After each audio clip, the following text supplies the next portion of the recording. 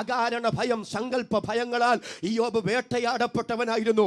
ഇന്ന് രാത്രി യേശുവിൻ്റെ നാമത്തിൽ ഞാൻ ഈ വചനം പ്രസംഗിച്ചുകൊണ്ടിരിക്കുമ്പോൾ ഭക്ഷിക്കാൻ ആഹാരവും ധരിക്കാൻ വസ്ത്രവും കയറിക്കിടക്കാൻ വീടും സന്തോഷിക്കാൻ മക്കളും കുടുംബവും ഒക്കെ ദൈവം തന്നിരിക്കെ അതൊന്നും അനുഭവിക്കാൻ കഴിയാതെ സ്വസ്ഥതയോടെ സന്തോഷത്തോടെ ജീവിക്കാൻ കഴിയാതെ ഇന്ന് രാത്രി ഭയത്താൽ ദുഷ്ടപിശാച് ബന്ധിച്ചിട്ടുള്ള ഏതെങ്കിലും വ്യക്തികളുണ്ടെങ്കിൽ യേശുവിൻ്റെ അധികാരമുള്ള നാമത്തിൽ ഞങ്ങൾ ഒരുമിച്ച് കൽപ്പിക്കുന്നു, ആ പൈശാചിക മണ്ഡലം ഇന്ന് രാത്രി വിട്ടുമാറട്ടെ. വിശ്വാസത്താൽ സ്തോത്രം പറയാൻ എത്ര പേർക്ക് മനസ്സുണ്ട്? ഫ്രാത്ത് നദിയായ മഹാനദി വരെയുള്ള ഈ ദേശത്തെ കേനിയർ, കെനിസ്യർ, കത്മോനിയർ, ഹിത്യർ, പെരിസ്യർ, റെഫായിമിയർ, അമോരിയർ, കനാദിയർ, ഗിർഗശ്യർ, യെബൂസിയർ എന്നിവരുടെ ദേശത്തെ തന്നെ തന്നിരിക്കുന്നു എന്ന് അരുളി ചെയ്തു. ആമേൻ. നല്ല വാക്യങ്ങൾക്കായി നമ്മുടെ കരങ്ങൾ ഉയർത്തി ഒരിക്കൽ കൂടെ ദൈവത്തിന് സ്തോത്രം ചെയ്യുക. ദൈവദാസന്മാരായ ഞങ്ങൾക്ക്, ഞങ്ങളുടെ മാന്യ ശ്രോതാക്കൾ, ദൈവവചനം വായിച്ച് കാണുന്നത് പോലെ പെരുത്ത സന്തോഷം വേറെ ഒന്നുമില്ല. പക്ഷെ ഞങ്ങൾ പ്രസംഗിച്ചുകൊണ്ടിരിക്കുമ്പോൾ നിങ്ങൾ വായന തുടർന്നുകൊണ്ടിരുന്നാൽ വായിക്കുന്നതും പിടികിട്ടില്ല, കേൾക്കുന്നതും മനസ്സിലാകില്ല. അതുകൊണ്ട് ഇന്ന് രാത്രി എൻ്റെ സന്ദേശം നിങ്ങൾക്ക് സുവ്യക്തമാകപ്പെടേണ്ടുന്നതിന് നിങ്ങളുടെ വിലപ്പെട്ട ശ്രദ്ധ പ്രാർത്ഥനയോടെ ഈ വാക്യത്തിലേക്ക് ക്ഷണിക്കുകയാണ്. പഴയ നിയമ ഇസ്രായേലിൻ്റെ വാഗ്ദത്തങ്ങളുടെ അടിത്തറകളുടെ അധ്യായമെന്നാണ് ഉൽപ്പത്തി പുസ്തകം 15-ാം അധ്യായത്തെ വേദപണ്ഡിതാക്കൾ വിശേഷിപ്പിച്ചിരിക്കുന്നത്. രണ്ട് പ്രധാന വാഗ്ദത്തങ്ങളാണ് ഉൽപ്പത്തി പുസ്തകം 15-ാം അധ്യായത്തിൽ നമുക്ക് കാണാൻ കഴിയുക. ആ വിഷയത്തിലേക്ക് ഞാൻ വരുന്നതിന് മുമ്പ് ഉൽപ്പത്തി പുസ്തകം 15-ാം അധ്യായം 3 പരാമർശങ്ങളോടുകൂടെയാണ് സമാരംഭിക്കുന്നത്. അനന്തരം ദർശനത്തിൽ ദൈവം അബ്രാമിനോട് പറയുന്നു, ഒന്ന്, അബ്രാമേ നീ ഭയപ്പെടേണ്ട. ബിമോനി ജംബാസ് ഭയപ്പെടേണ്ട എന്ന് ഇവിടെ ഒന്ന് സൂചിപ്പിക്കുകയുണ്ടായി. എന്താ അബ്രാമിനോട് ദൈവം ഭയപ്പെടേണ്ടെന്ന് പറയാൻ കാരണം? 14-ാം അധ്യായം ഒരു യുദ്ധത്തിൻ്റെ അധ്യായമാണ്. പ്രബലരായ 4 രാജാക്കന്മാർ 5 രാജാക്കന്മാരെ പരാജയപ്പെടുത്തി. അവരെയും അവർക്കുള്ളതിനെയും അവർക്കുള്ളവരെയും അവർ അപഹരിച്ചു കൊണ്ടുപോയി. കൊള്ളയായി പോയവരുടെ കൂട്ടത്തിൽ സോദോമിൽ പാർത്തിരുന്ന അബ്രാമിൻ്റെ സഹോദരപുത്രനായ ലോത്തുമുണ്ടായിരുന്നു. പോകുന്ന ഒരുവൻ വന്ന് അബ്രാമിനോട് പറയുന്നു, അപഹരിക്കപ്പെട്ടവരുടെ കൂട്ടത്തിൽ, കൊള്ളയായി പോയവരുടെ കൂട്ടത്തിൽ താങ്കളുടെ സഹോദരപുത്രനുമുണ്ട്.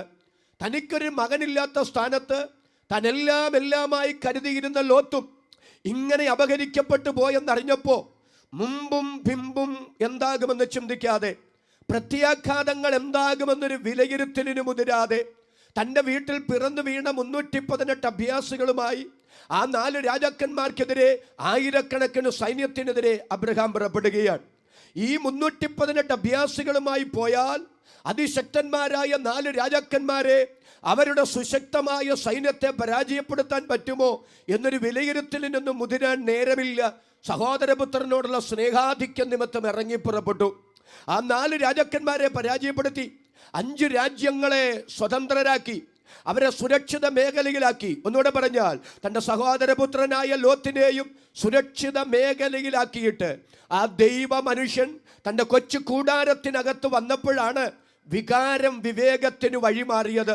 ഇപ്പോഴും അബ്രാം ചിന്തിക്കാൻ തുടങ്ങിയത്, ദൈവമേ ഞാൻ എന്താ കാട്ടിക്കൂട്ടിയത്?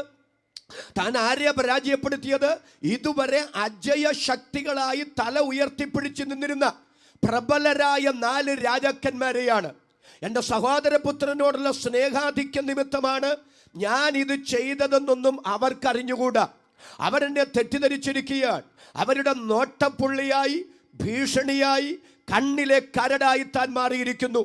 താൻ പരാജയപ്പെടുത്തിയ 4 രാജാക്കന്മാരിൽ നിന്ന്, അവരുടെ സൈന്യത്തിൽ നിന്ന് അപ്രതീക്ഷിതമായൊരാക്രമണം തനിക്കെതിരെ ഉണ്ടാകാൻ സാധ്യതയുണ്ടെന്നോർത്ത് തൻ്റെ കൊച്ചു കൂടാരത്തിനകത്ത് മാനുഷിക ഭയത്തിൻ്റെ തടവറക്കാരനായ അബ്രാം കഴിയുമ്പോൾ തൻ്റെ ഭക്തൻ്റെ ഹൃദയത്തിൻ്റെ സ്പന്ദനമറിയാവുന്ന ദൈവം ആ കൂടാരത്തിനകത്ത് ഇറങ്ങി വന്നു പറയുകയാണ്, അബ്രാമേ നീ ഭയപ്പെടേണ്ട. ഇന്ന് രാത്രി ഞാൻ ദൈവമക്കളോട് വിളിച്ചു പറയാം, നമ്മുടെ ഹൃദയത്തിൽ സ്പന്ദനം അറിഞ്ഞ് നമ്മോട് ഇടപെടാൻ അറിയാവുന്ന ഒരൊറ്റ ദൈവം, അതിന്ന് രാത്രി നാം സ്തോത്രം ചെയ്ത് ആരാധിക്കുന്ന ദൈവമെന്ന് വിളിച്ചു പറയുമ്പോൾ എന്നോട് ചേർന്ന് ആധാരം തുറന്ന ദൈവത്തിന് നന്ദി പറയാൻ മനസ്സുള്ള ദൈവമക്കളുടെ കരം ഞാനൊന്ന് കാണട്ടെ. കരവും ശബ്ദവും ഉയർത്തി ദൈവത്തിന് നന്ദി പറയാം. എന്തുകൊണ്ടാണ് ദൈവം അബ്രാമിനോട് ഭയപ്പെടണ്ട എന്ന് പറഞ്ഞത്? ആ വിഷയത്തിലേക്ക് വരാമേ. ഭയപ്പെടണ്ട എൻ്റെ പ്രിയരെ, നിരവധി കാരണങ്ങളാൽ ഭയമുണ്ടാകാം. പക്ഷേ പ്രധാനപ്പെട്ട 2 കാരണങ്ങൾ ഞാൻ പറയാം. ഭയത്തിന് ധാരാളം കാരണങ്ങളുണ്ട്, പക്ഷെ 2 കാരണങ്ങൾ ഞാൻ പറയാം. ഒന്ന്, സങ്കല്പ ലോകത്ത് അകാരണ ഭയങ്ങളാൽ വേട്ടയാടപ്പെടുന്ന മനുഷ്യരുണ്ട്. കാര്യകാരണങ്ങൾ മനുഷ്യന്റെ മുമ്പിൽ ഇല്ലാത്തപ്പോഴും സങ്കല്പ ലോകത്ത് അകാരണ ഭയത്താൽ വേട്ടയാടപ്പെടുന്ന ഒട്ടനവധി പേരുണ്ട്. വേദപുസ്തകത്തിൽ നിന്ന് ഞാൻ നിങ്ങൾക്കൊരു തെളിവ് തരാം. യേശു കർത്താവ് ശിഷ്യന്മാരെ അക്കരയ്ക്ക് പോകാൻ നിർബന്ധിച്ചു പറഞ്ഞയച്ചെന്ന് പറഞ്ഞാൽ ആശയം എന്താ? അവർക്ക് പോകാൻ താല്പര്യമുണ്ടായിരുന്നില്ല. പക്ഷെ യേശു കർത്താവിൻ്റെ സ്നേഹപൂർവമായ നിർബന്ധത്തിന് വിധേയപ്പെട്ട് അവർക്ക് യാത്ര ആരംഭിക്കേണ്ടി വന്നു. തിരുവെഴുത്തിൽ ഇങ്ങനെ പറയുന്നു, പടകോ കരവിട്ട് പല നാഴിക ദൂരത്തായി. അർത്ഥം, ദൂരമേറെ താണ്ടി, പക്ഷെ ലക്ഷ്യസ്ഥാനത്തെത്തിയിട്ടില്ല, ഇനി ദൂരമേറെ കിടക്കുന്നു. നമ്മുടെ ഗ്രാമീണ ഭാഷയിൽ അതിനിങ്ങനെ പറയാം, ഇപ്പോൾ അവരൊരു നടുക്കടലിലാണ്. കാറ്റു വീശിയടിക്കുന്നു, തിര തള്ളിക്കയറിക്കൊണ്ടിരിക്കുന്നു, ആ പടക് മുങ്ങുന്നു. ആ ശിഷ്യന്മാരുടെ ഹൃദയം നിങ്ങളൊന്ന് വായിച്ച്, തമ്പുരാനെ, ഞങ്ങളായി എടുത്തു ചാടിയതല്ല, ഞങ്ങൾക്ക് ഈ യാത്ര താല്പര്യമുണ്ടായിരുന്നില്ല, ഞങ്ങൾ ഇതിൽ നിന്ന് ഒഴിഞ്ഞു മാറാൻ പരിശ്രമിച്ചതാണ്. പക്ഷെ അങ്ങയുടെ സ്നേഹപൂർവമായ നിർബന്ധത്തിന് വിധേയപ്പെട്ടാണ് ഞങ്ങൾ യാത്ര ആരംഭിച്ചത്. ഇതങ്ങയുടെ ഹിതമായിരുന്നു, ഇതങ്ങയുടെ പദ്ധതിയായിരുന്നു, ഇതങ്ങയുടെ തിരുവിഷ്ടമായിരുന്നു. ഇതങ്ങയുടെ ഹിതമായിരുന്നിട്ടും അങ്ങയുടെ പദ്ധതിയായിരുന്നിട്ടും അങ്ങയുടെ ഇഷ്ടമായിരുന്നിട്ടും എന്തുകൊണ്ട് ഇങ്ങനെയൊരു പ്രതിസന്ധി ഉണ്ടായി? ഇന്ന് രാത്രി വ്യക്തവും കൃത്യവുമായ ദൈവഹിതത്തിനും ദൈവിക നിയോഗത്തിനും ചുവടെടുത്തു വെച്ചിട്ട് പ്രതീക്ഷിക്കാത്ത പ്രതിസന്ധികൾ കണ്ണിന്റെ മുമ്പിൽ വന്നു നിന്നിട്ട് ദൈവം കൈമാറിയ നിയോഗത്തെയും ദർശനത്തെയും സംശയിച്ച് വച്ച കാല് പിറകോട്ടെടുത്തു വച്ചാലോ എന്ന് സാഹചര്യത്തിന്റെ സമ്മർദ്ദത്തിൽ ചിന്തിക്കുന്ന ആരെങ്കിലും ഇതിനകത്തുണ്ടെങ്കിൽ ഇന്ന് രാത്രി പരിശുദ്ധാത്മാവ് തന്റെ വചനത്തിലൂടെ നിങ്ങളോട് ദൈവാലോചന കൈമാറുന്നു.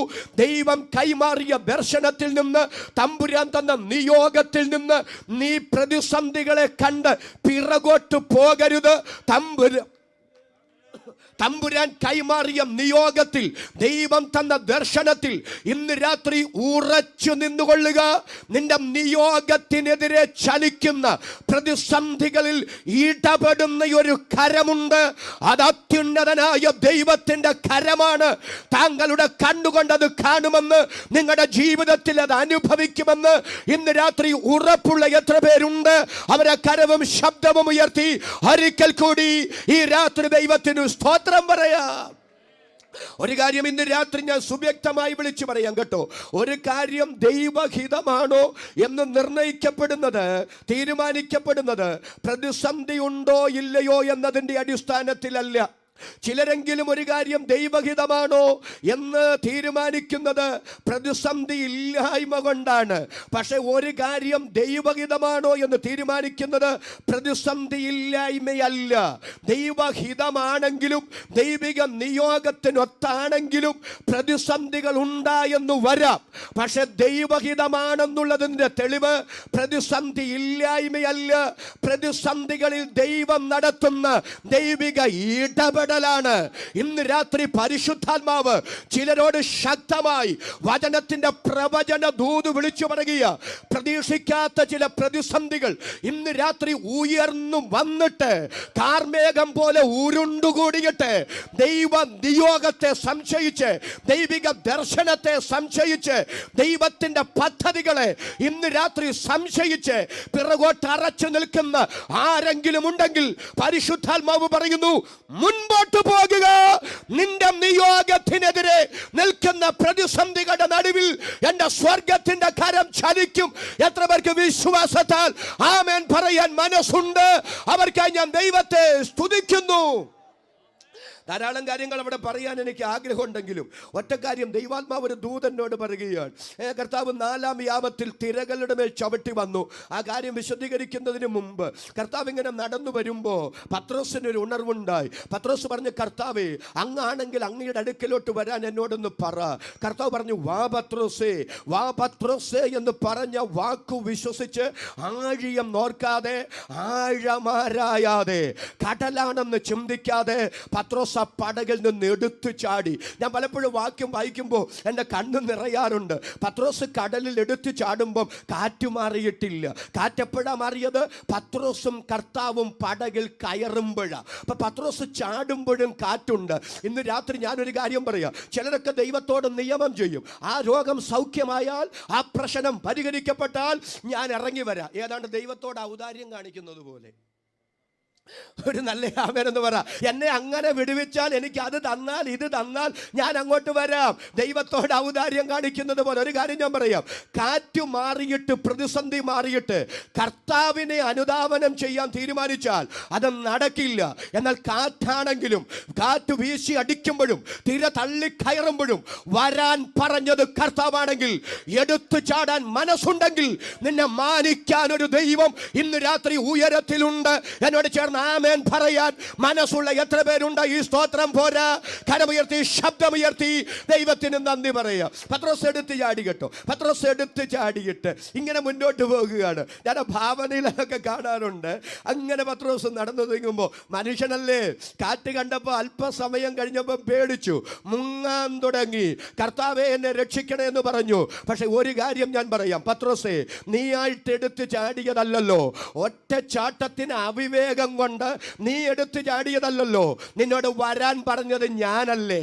ആഴിയം നോക്കാതെ, ആഴമാരായാതെ, കടലാണെന്ന് ചിന്തിക്കാതെ, എൻ്റെ കണ്ണെ നോക്കി, നിന്റെ ജീവനെ പോലും എൻ്റെ കൈവെള്ളെ വെച്ച് തന്നിട്ട് എന്നെ നോക്കിയാ നീ ഇറങ്ങിയതെങ്കിൽ ഈ കാറ്റത്ത് നീ തകരില്ല, ഈ കടൽ നിന്നെ മുക്കില്ല, ഈ വെള്ളം നിന്നെ ഇല്ലായ്മ ചെയ്യില്ല. ഈ കടലിലെ വെള്ളം നിന്റെ വായിൽ കയറുന്നതിന് മുമ്പ് നിന്നെ പൊക്കാൻ ഒരു കരം നിന്റെ സമീപത്ത് നിൽപ്പുണ്ട്. ഏത് കരം? നിന്നോട് വരാൻ പറഞ്ഞവന്റെ കരം. ഇന്ന് രാത്രി പരിശുദ്ധാത്മാവ് അതിശക്തമായി ചിലരോട് വചനത്തിന്റെ ദൂത് വിളിച്ചു പറയുന്നു. പ്രതിസന്ധികളുടെ നടുവിൽ നീ തകരില്ല. ഈ വെള്ളം നിന്നെ പൊക്കുന്നതിന് മുമ്പ്, ഈ കടൽ നിന്നെ ഒടുക്കുന്നതിന് മുമ്പ് നിന്നെ പൊക്കാൻ ഒരു കരം, നിന്നെ ചേർത്ത് പിടിക്കാൻ ഒരു കരം, നിന്നെ വിടുവിക്കാൻ ഒരു കരം ഇന്ന് രാത്രി ഇതിനകത്ത് ഇറങ്ങി വന്നിട്ടുണ്ട്. അതിനെ സ്തോത്രം ചെയ്ത് ആരാധിക്കുന്ന നമ്മുടെ ദൈവത്തിന്റെ കരമെന്ന് ഞാൻ ആത്മാവിൽ വിളിച്ചു പറയുമ്പോ ആദരം തുറന്ന് സ്തോത്രം പറയാൻ മനസ്സുള്ള അഭിഷേകന്മാർ, മനസ്സുള്ള ദൈവമക്കൾ ആ കരമടിച്ചൊരു 30 സെക്കൻഡ് ഇന്ന് രാത്രി ദൈവത്തിന് സ്തോത്രം ചെയ്യാം. വിശ്വസിക്കുന്നവർക്ക് വേണ്ടി വ്യാപരിക്കുന്ന ദൈവശക്തി ഇന്ന് രാത്രി ഇതിനകത്ത് പ്രവഹിക്കട്ടെ.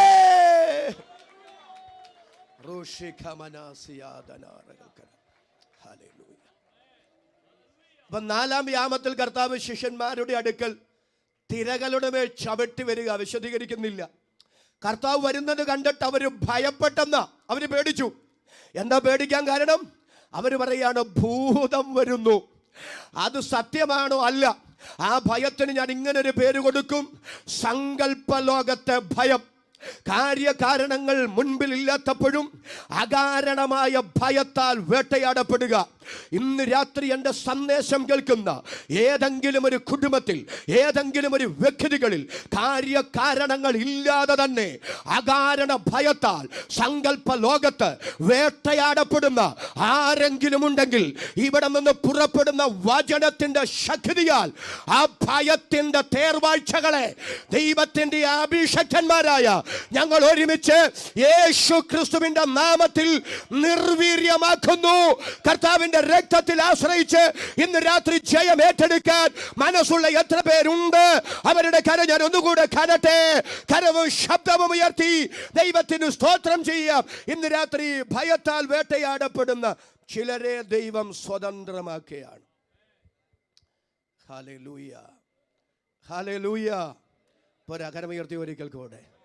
എനിക്കവിടെ ഒത്തിരി ചിന്തകൾ പറഞ്ഞാൽ കൊള്ളാവുന്നുണ്ടായിരുന്നു. ഇയ്യോബിന് ഭക്ഷിക്കാൻ ആഹാരമുണ്ട്, മേശയ്ക്ക് ചുറ്റി പിടിക്കാൻ മക്കളുണ്ട്, കാല് കഴുകാൻ വെണ്ണയുണ്ട്, വെണ്ണ കൊണ്ട് കാല് കഴുകുന്നു, പാറ തൈല നദികളെ ഒഴുക്കി കൊടുത്തുന്നതാണ്. എല്ലാം ഉള്ളപ്പോഴും ഇയ്യോബ് പറയുക, ഞാൻ ഭയപ്പെട്ടത് തന്നെ അപ്പൊ എല്ലാം ഉള്ളപ്പോഴും ഇയ്യോബ് ഭയത്തിന്റെ തടവറക്കാരനായിരുന്നു. അകാരണ ഭയം, സങ്കല്പ ഭയങ്ങളാൽ ഇയ്യോബ് വേട്ടയാടപ്പെട്ടവനായിരുന്നു. ഇന്ന് രാത്രി യേശുവിന്റെ നാമത്തിൽ ഞാൻ ഈ വചനം പ്രസംഗിച്ചുകൊണ്ടിരിക്കുമ്പോൾ ഭക്ഷിക്കാൻ ആഹാരവും ധരിക്കാൻ വസ്ത്രവും കയറി കിടക്കാൻ വീടും സന്തോഷിക്കാൻ മക്കളും കുടുംബവും ഒക്കെ ദൈവം തന്നിരിക്കെ അതൊന്നും അനുഭവിക്കാൻ കഴിയാതെ സ്വസ്ഥതയോടെ സന്തോഷത്തോടെ ജീവിക്കാൻ കഴിയാതെ ഇന്ന് രാത്രി ഭയത്താൽ ദുഷ്ടപിശാച് ബന്ധിച്ചിട്ടുള്ള ഏതെങ്കിലും വ്യക്തികളുണ്ടെങ്കിൽ യേശുവിന്റെ അധികാരമുള്ള നാമത്തിൽ ഞങ്ങൾ ഒരുമിച്ച് കൽപ്പിക്കുന്നു, ആ പൈശാചിക മണ്ഡലം ഇന്ന് രാത്രി വിട്ടുമാറട്ടെ. വിശ്വാസത്താൽ സ്തോത്രം പറയാൻ എത്ര പേർക്ക് മനസ്സുണ്ട്? അപ്പൊ ഒന്നാമത്തെ ഭയം അകാരണ ഭയമാണ്, സങ്കല്പ ലോകത്തുണ്ടാകുന്ന ഭയം. രണ്ടാമത്തെ ഭയം കാര്യകാരണങ്ങൾ, യാഥാർത്ഥ്യങ്ങൾ മനുഷ്യന്റെ മുമ്പിൽ നിന്ന് അവനെ ഭയപ്പെടുത്തുകയാണ്. വേദപുസ്തകത്തിൽ നിന്ന് തന്നെ ഒരു തെളിവ് പറയാം. യേശു കർത്താവ് ഗദരദേശത്തിന് ഇക്കരെ വന്നു. ഇക്കരെ വന്നപ്പോൾ പള്ളിപ്രമാണിയായ യായിറോസ് യേശുവിനെ എതിരേറ്റി ചെന്നു. എന്നിട്ട് പറഞ്ഞു, എൻ്റെ വീട്ടിൽ വരെ ഒന്ന് വരണം, എൻ്റെ കുഞ്ഞുമകൾ അത്യാസന്ന നിലയിൽ കിടക്കുകയാണ്. യേശു കർത്താവ് ആ വീടിനെ ലക്ഷ്യമാക്കി പോകുന്നു. ധാരാളം പുരുഷാരമുണ്ട്, ശിഷ്യന്മാരുമുണ്ട്. അങ്ങനെ ഇരിക്കുമ്പോൾ 12 വർഷമായി രക്തസ്രാവത്താൽ ഭാരപ്പെടുന്ന ഒരു സഹോദരി, അവളുടെ അകത്ത് വിശ്വാസത്തിന്റെ മുളപൊട്ടി. യേശുവിൻ്റെ വസ്ത്രത്തെയെങ്കിലും തൊട്ടാൽ എനിക്കൊരു സൗഖ്യം ഉണ്ടാവും. എൻ്റെ ചോദ്യം, ഇവളോട് ആരെങ്കിലും ഇതിനു മുമ്പ് സാക്ഷ്യം പറഞ്ഞിട്ടുണ്ടോ? ഞാൻ രോഗിയായിരുന്നു, കർത്താവിൻ്റെ വസ്ത്രത്തെ തൊട്ട് എനിക്ക് സൗഖ്യമായെന്നില്ല. ഇതിനു മുമ്പ് ആരും വസ്ത്രത്തെ തൊട്ട് സൗഖ്യമായതായി തിരുവെഴുത്തിൽ രേഖപ്പെടുത്തിയിട്ടില്ല. അവളുടെ മുമ്പിൽ അങ്ങനെ ഒരു അനുഭവത്തിൻ്റെ അടിത്തറയുമില്ല. അങ്ങനെ ആരും പറയാതെ, ഇന്നലെയുടെ പരിചയമില്ലാതെ അവൾ എങ്ങനെ വസ്ത്രത്തെ തൊടാൻ പറ്റി? അവളോട് ആര് പറഞ്ഞു വസ്ത്രത്തെ തൊട്ടാൽ സൗഖ്യമാകുമെന്ന്? ഒറ്റ കാര്യമേ ഉള്ളൂ, അന്ന് അവളുടെ സൗഖ്യം തമ്പുരാന്റെ പദ്ധതിയിൽ ഉണ്ടായിരുന്നത് കൊണ്ട് സ്വർഗ കൊടുത്ത നിയോഗമാണ് കർത്താവിന്റെ വസ്ത്രത്തെ തൊടാൻ. ഇന്ന് രാത്രി ഞാൻ പറയാം, ഇന്നലെയുടെ പരിചയങ്ങളാകരുത് നമ്മുടെ ആത്മീക ജീവിതത്തിന്റെ അടിത്തറ. അതിനപ്പുറത്ത് ഓരോ ദിവസവും തമ്പുരാൻ തരുന്ന നിയോഗമായിരിക്കണം. ദൈവിക നിയോഗത്തിനനുസരിച്ച് ചലിക്കുന്നവർക്കാണ് തമ്പുരാന്റെ അത്ഭുതം കാണാൻ കഴിയുന്നത്. ഇന്ന് രാത്രി അത് പ്രതീക്ഷിക്കുന്ന എത്ര പേരുണ്ട്? അവർക്കായി ഞാൻ കർത്താവിനെ സ്തുതിക്കുന്നു. അവൾ കർത്താവിന്റെ വസ്ത്രത്തെ തൊട്ടു, അത്ഭുത ശാന്തി ഉണ്ടായി. അവളിങ്ങനെ പേടിച്ചരണ്ട് നിൽക്കുകയാണ്. സൗഖ്യമൊക്കെ ഉണ്ടായപ്പോൾ ഉടനെ യേശു കർത്താവ് ശിഷ്യന്മാരോട് ചോദിക്കുന്നു, എന്നെ ആരാ തൊട്ടത്? അവർ മനസ്സിൽ പറഞ്ഞു കാണും, ഒട്ടിയും തട്ടിയും പറ്റിയും മുട്ടിയും ഇത്രയും പേരിങ്ങനെ നടക്കുമ്പോൾ ആരാ എങ്ങനെ തൊട്ടതെന്ന് ഞങ്ങൾ എങ്ങനെ അറിയും? കർത്താവ് പറഞ്ഞ, ആരാണ്ട് എങ്ങനെയോ എന്നെ അറിയാതെ തൊട്ടതല്ല, എന്നെ വാസ്തവമായി ആരോ തൊട്ടു, എന്നിൽ നിന്ന് ശക്തി പുറപ്പെട്ടു. എൻ്റെ ചോദ്യം ഇതാണ്, യേശു കർത്താവ് എത്രയോ രോഗികളെ സൗഖ്യമാക്കിയിട്ടുണ്ട്. സൗഖ്യമാക്കിയവരോടെല്ലാം രക്ഷിതാവ് പറഞ്ഞു, ഇതാരോ പറയരുതെന്ന്. ചിലരൊക്കെ പറയുമെന്ന് ബോധ്യമായപ്പോൾ ഒറ്റയ്ക്ക് അവരെ കൂട്ടിക്കൊണ്ടുപോയി അമർച്ചയായി കൽപ്പിച്ചെന്ന്, ഒരക്ഷരമാരോടും ഉരിയാടരുതെന്ന്. എന്താ അതിൻ്റെ ആശയം? തനിക്ക് പിതാവായ ദൈവം കൈമാറിയ ഒരൊറ്റ മിനിസ്ട്രിയും തൻ്റെ പ്രസിദ്ധിക്കോ തൻ്റെ വ്യക്തിഗതമായ നേട്ടങ്ങൾക്കോ വേണ്ടി അല്ല യേശു ചിലവഴിച്ചത്. യേശു കർത്താവിൻ്റെ ആത്യന്തിക ലക്ഷ്യം പിതാവിൻ്റെ നാമത്തിൻ്റെ മഹത്വമായിരുന്നു. ഈ IPC ആലപ്പുഴ ഈസ്റ്റ് സെൻറ്ററിൻ്റെ 49ാമത് കൺവെൻഷനിൽ ഗ്രൗണ്ടിൽ വന്നിരിക്കുന്ന എല്ലാവരും, ഈ വേദിയിൽ ഇരിക്കുന്ന എല്ലാവരും അവരുടെ കരങ്ങൾ മുകളിലേക്കൊന്ന് ഉയർത്തിപ്പിടിച്ച് എന്നിട്ട് സ്തോത്രം ചെയ്ത് ദൈവത്തോട് പറ, ദൈവമേ, എൻ്റെ ഈ കൊച്ചു ജീവിതം കൊണ്ട്, ദൈവം തരുന്ന എല്ലാം കൊണ്ട്, എൻ്റെ വ്യക്തിപരമായ നേട്ടത്തെക്കാൾ, കർത്താവേ, എൻ്റെ പേരിനേക്കാൾ, എൻ്റെ പ്രശസ്തിയേക്കാൾ, എൻ്റെ ജീവനാലാകട്ടെ, എൻ്റെ മരണത്താലാകട്ടെ, എൻ്റെ കർത്താവിൻ്റെ നാമം മഹിമപ്പെടണമേ, അതിനുള്ള കൃപ തരണമേ. അതരം തുറന്ന് നന്ദിയോടെ സമർപ്പണത്തോടെ ദൈവത്തിന് സ്തോത്രം ചെയ്യുക. അപ്പൊ യേശുവിന്റെ ആത്യന്തിക ലക്ഷ്യം പിതാവിന്റെ നാമത്തിന്റെ മഹത്വമായിരുന്നു. അങ്ങനെയാണെങ്കിൽ യേശു ഉദ്ദേശശുദ്ധിയോടെയാണ് താൻ സൗഖ്യമാക്കിയവരോടെല്ലാം ആരോടും പറയരുത് എന്ന് പറഞ്ഞതെങ്കിൽ ഈ സഹോദരി സൗഖ്യമായില്ലേ? ആയി.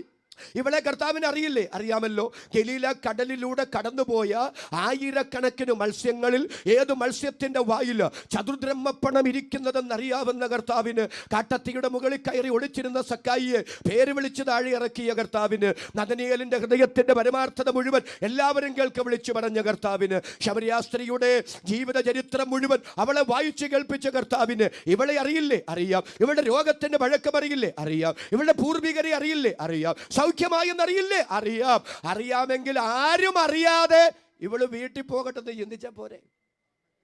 അങ്ങനെ ചിന്തിക്കാതെ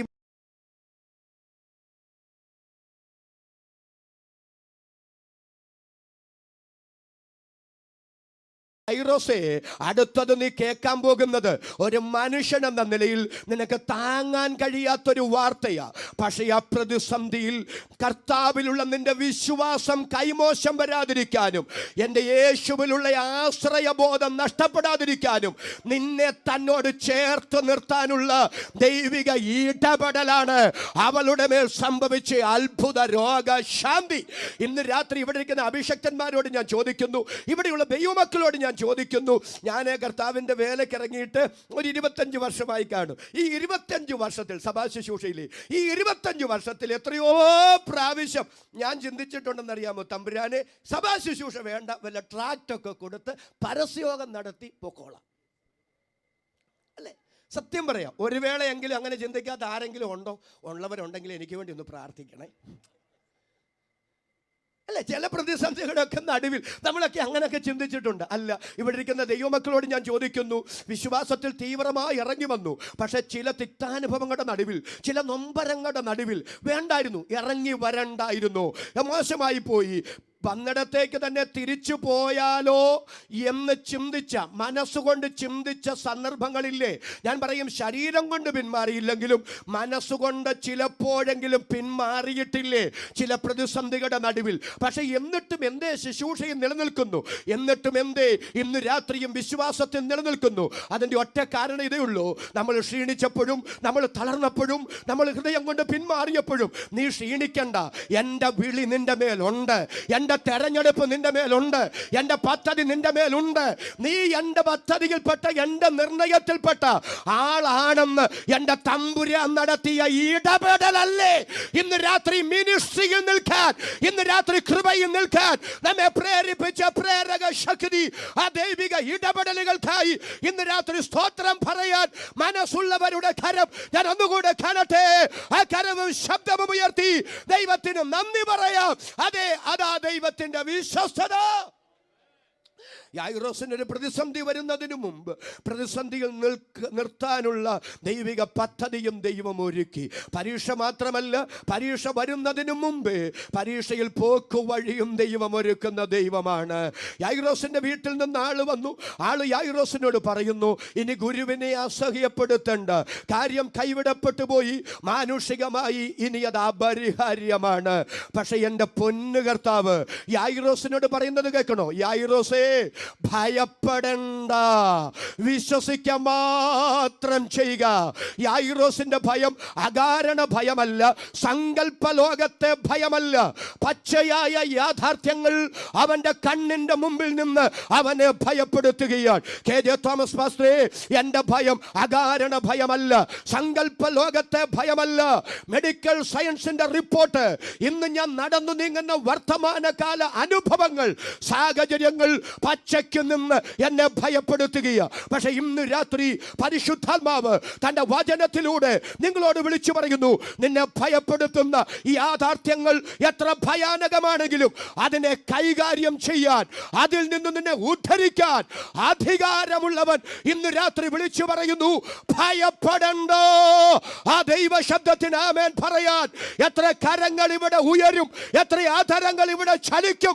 ഇന്ന് രാത്രി ഞാൻ ഈ വചനം പ്രസംഗിച്ചു കൊണ്ടിരിക്കുമ്പോൾ തന്നെ അതിന്റെ വിടുതൽ ഇതിനകത്ത് സംഭവിക്കട്ടെ. പരിശുദ്ധാത്മാവ് അത് ചെയ്യട്ടെ. ദൈവിക പദ്ധതിക്കായി ദൈവത്തെ സ്തുതിക്കുന്നു.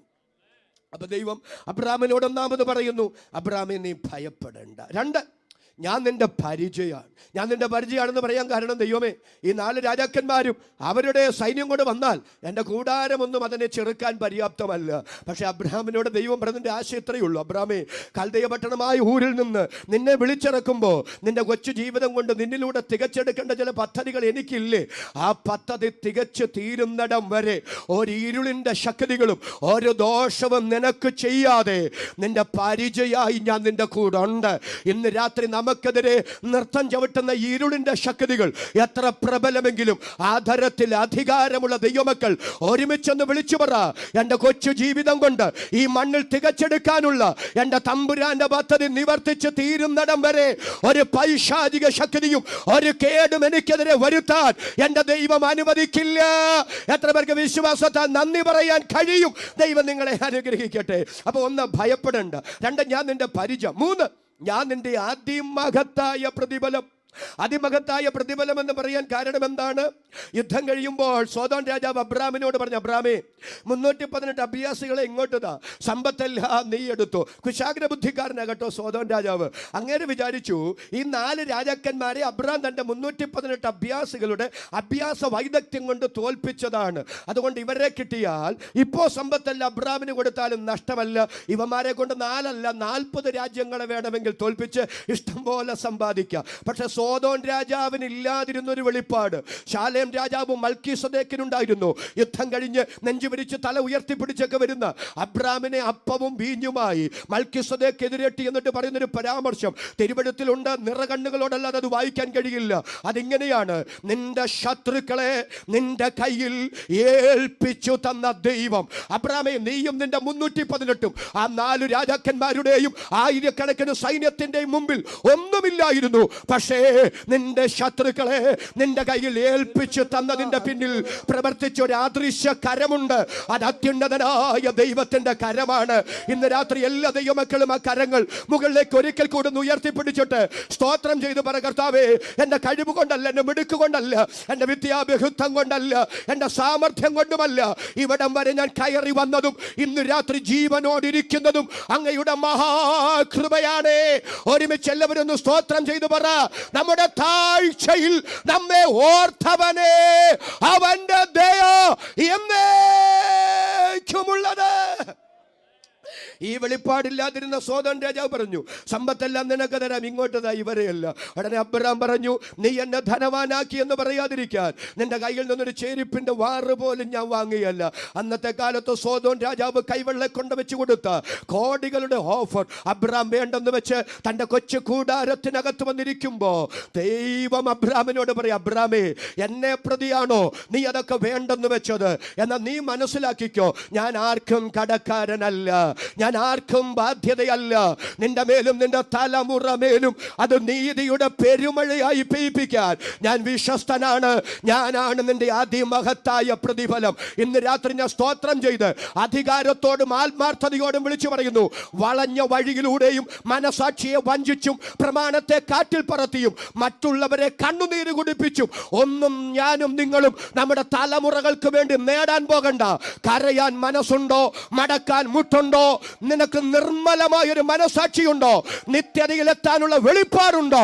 ഉണ്ടെങ്കിൽ നിന്റെ തലമുറയെ ഓർക്കുന്ന ദൈവം ഇന്ന് രാത്രി ഉയരത്തിലുണ്ടെന്ന് ഞാൻ സ്തോത്രം ചെയ്ത് പറയുമ്പോൾ എന്നോട് ചേർന്ന് ചങ്കൂറ്റത്തോടെ ആമേൻ പറയാൻ മനസ്സുള്ളവരുടെ കരം ഞാൻ ഒന്നുകൂടെ കാണട്ടെ.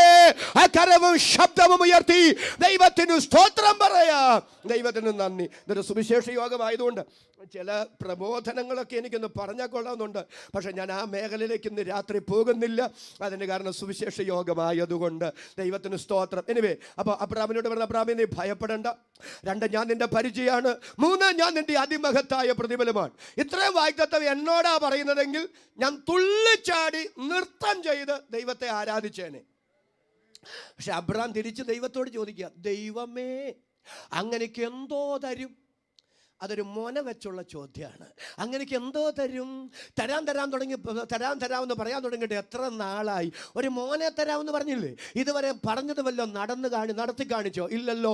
ദൈവമേ, എന്തെല്ലാം തന്നാലും അനുഭവിക്കാൻ ആളില്ലെങ്കിൽ എന്താ പ്രയോജനം? അതിൻ്റെ എല്ലാം അവകാശി ഈ ദമ്മേശക്കാരനായ എലിയാസറാണ്. ഉടനെ അബ്രാമിനോട് ദൈവം പറയുന്നു, അബ്രാമേ, നിന്റെ കൂടാരത്തിന് വെളിയിലോട്ട് നീ വാ, മുകളിലോട്ട് നീ നോക്കിക്ക്, നക്ഷത്രങ്ങളെ എണ്ണാമോ? ഇതുപോലെ ആകാശത്തിൽ നക്ഷത്രങ്ങളെ പോലെ ഞാൻ നിനക്ക് തലമുറകളെ തരും. ഉൽപ്പത്തി പുസ്തകം 15-ാം അധ്യായത്തിലെ ദൈവത്തിന്റെ 1-ാമത്തെ വാഗ്ദത്തം, അബ്രാമേ, നിന്റെ തലമുറയെ ആകാശത്തിലെ നക്ഷത്രങ്ങളെ പോലെ ഞാൻ ആക്കും. അബ്രാം അത് വിശ്വസിച്ചു. ദൈവം അത് നീതിയായി കണക്കിട്ടു. എന്ത് വിശ്വസിച്ചു? ആകാശത്തിലെ നക്ഷത്രങ്ങളെ പോലെ തനിക്ക് തലമുറകളെ തരാം എന്ന് ദൈവം പറഞ്ഞ വാഗ്ദത്തം അബ്രാം വിശ്വസിച്ചു. ദൈവം അതവന് നീതിയായി കണക്കിട്ടു.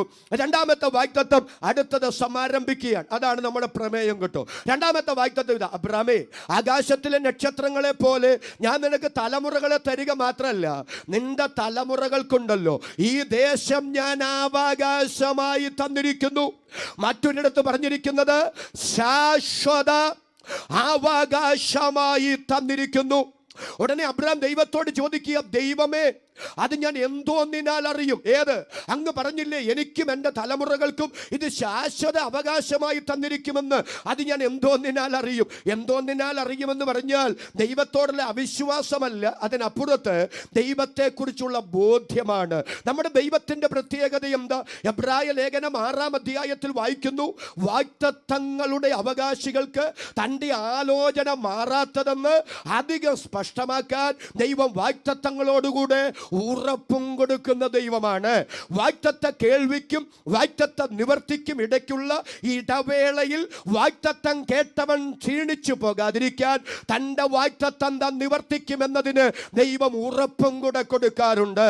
അപ്പൊ ദൈവത്തെ അറിയാവുന്ന അബ്രഹാം പറയുക, ദൈവമേ, അങ്ങയുടെ കയ്യിൽ വാഗ്ദത്തം മാത്രമല്ലല്ലോ, ആ വാഗ്ദത്തം നിറവേറ്റുമെന്നതിന് ഉറപ്പുമില്ലേ? അതുകൊണ്ട് എനിക്ക് ആ വാഗ്ദത്തം നടക്കുമെന്നതിന് ഒരു ഉറപ്പ് വേണം. ഞാനത് എന്തോന്നിനാൽ അറിയുമെന്ന് അബ്രഹാം ദൈവത്തോട് ചോദിക്കുമ്പോൾ അതിനു മറുപടിയായി ദൈവം പറയുന്നതാണ്. ഉൽപ്പത്തി പുസ്തകം 15-ാം അധ്യായം നാം ഏറെ തെറ്റിദ്ധരിച്ചിട്ടുള്ള ആ വിശദീകരണത്തിലേക്ക് പോകാൻ ആഗ്രഹിക്കുന്നില്ല. നമ്മെ വളരെ ആശയക്കുഴപ്പത്തിലാക്കിയിട്ടുള്ള ഒരു അധ്യായമാണ് ഉൽപ്പത്തി പുസ്തകം 15-ാം അധ്യായം. അബ്രഹാം ഇത് ദൈവത്തോട് ചോദിക്കുമ്പോൾ ദൈവം പറയുന്നു, നീ 3 വയസ്സുള്ള പശുക്കിടാവ്, 3 വയസ്സുള്ള കോലാട്, 3 വയസ്സുള്ള ആട്ടുകൊറ്റൻ എല്ലാത്തിനെയും കൊണ്ടുവരാൻ പറഞ്ഞു. അബ്രഹാം ഈ മൃഗങ്ങളെ എല്ലാം കൂടെ കൊണ്ടുവന്ന് ഒത്ത നടുവെ പിളർത്തി. എൻ്റെ ചോദ്യം, അബ്രഹാം എന്തിനാണ് ഈ മൃഗങ്ങളെ എല്ലാം കൂടെ കൊണ്ടുവന്ന് ഒത്ത നടുവെ പിളർത്തിയത്? ഇതറിയണമെങ്കിൽ പഴയ നിയമത്തിലെ ഉടമ്പടികൾ, പഴയ നിയമത്തിലെ നിയമങ്ങളെ കുറിച്ച് ഒരു ചെറിയ അപഗ്രഥനം നമുക്ക് ആവശ്യമാണ്. പക്ഷേ അതിൻ്റെ വിശാല അർത്ഥത്തിലേക്ക് പോകാൻ ഞാൻ ആഗ്രഹിക്കുന്നില്ല.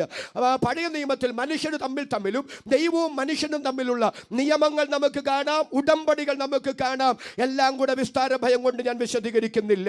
അതിൽ ഏറ്റവും ഗൗരവമായ, വളരെ സൂക്ഷിച്ച് ആലോചിച്ച് ചെയ്യേണ്ട ഉടമ്പടിയാണ് പിളർക്കപ്പെട്ട മൃഗത്തിൻ്റെ ഉടലിൻ്റെ നടുവിലൂടെ പോയുള്ള ഉടമ്പടി. അത് ആവേശത്തിൽ എടുത്തു ചാടി ചെയ്യാൻ പാടില്ല. എന്താ കാരണം? വ്യക്തമാക്കാം. 2 പേര് തമ്മിൽ ഉടമ്പടി ചെയ്യുന്നു, 2 പേര് തമ്മിൽ നിയമം ചെയ്യുന്നു.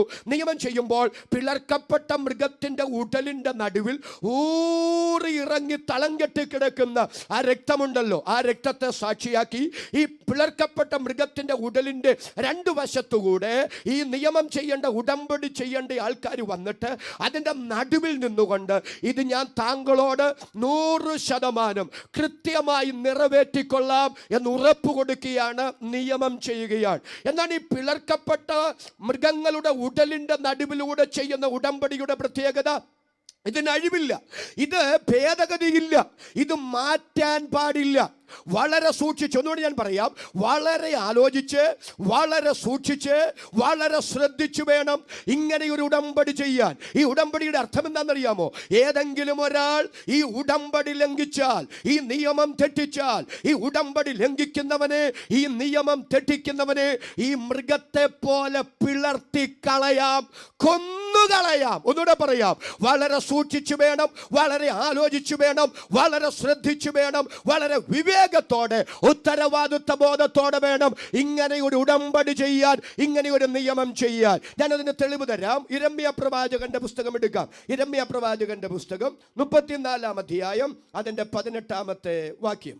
കാളക്കുട്ടിയെ 2ആയി പിളർന്നു, അതിൻ്റെ പിളർപ്പുകളുടെ നടുവേ കടന്നുകൊണ്ട് എൻ്റെ മുമ്പാകെ ചെയ്ത നിയമത്തിലെ സംഗതികൾ നിവർത്തിക്കാതെ എൻ്റെ നിയമം ലംഘിച്ചിരിക്കുന്നവരെ, കാളക്കുട്ടികളുടെ പിളർപ്പുകളെ നടുവേ കടന്നു പോകുന്ന യഹൂദ പ്രഭുക്കന്മാരെയും, കാളക്കുട്ടികളുടെ ഉടലിന്റെ നടുവിലൂടെ കടന്നു പോയ, അല്ലേ? അതെ,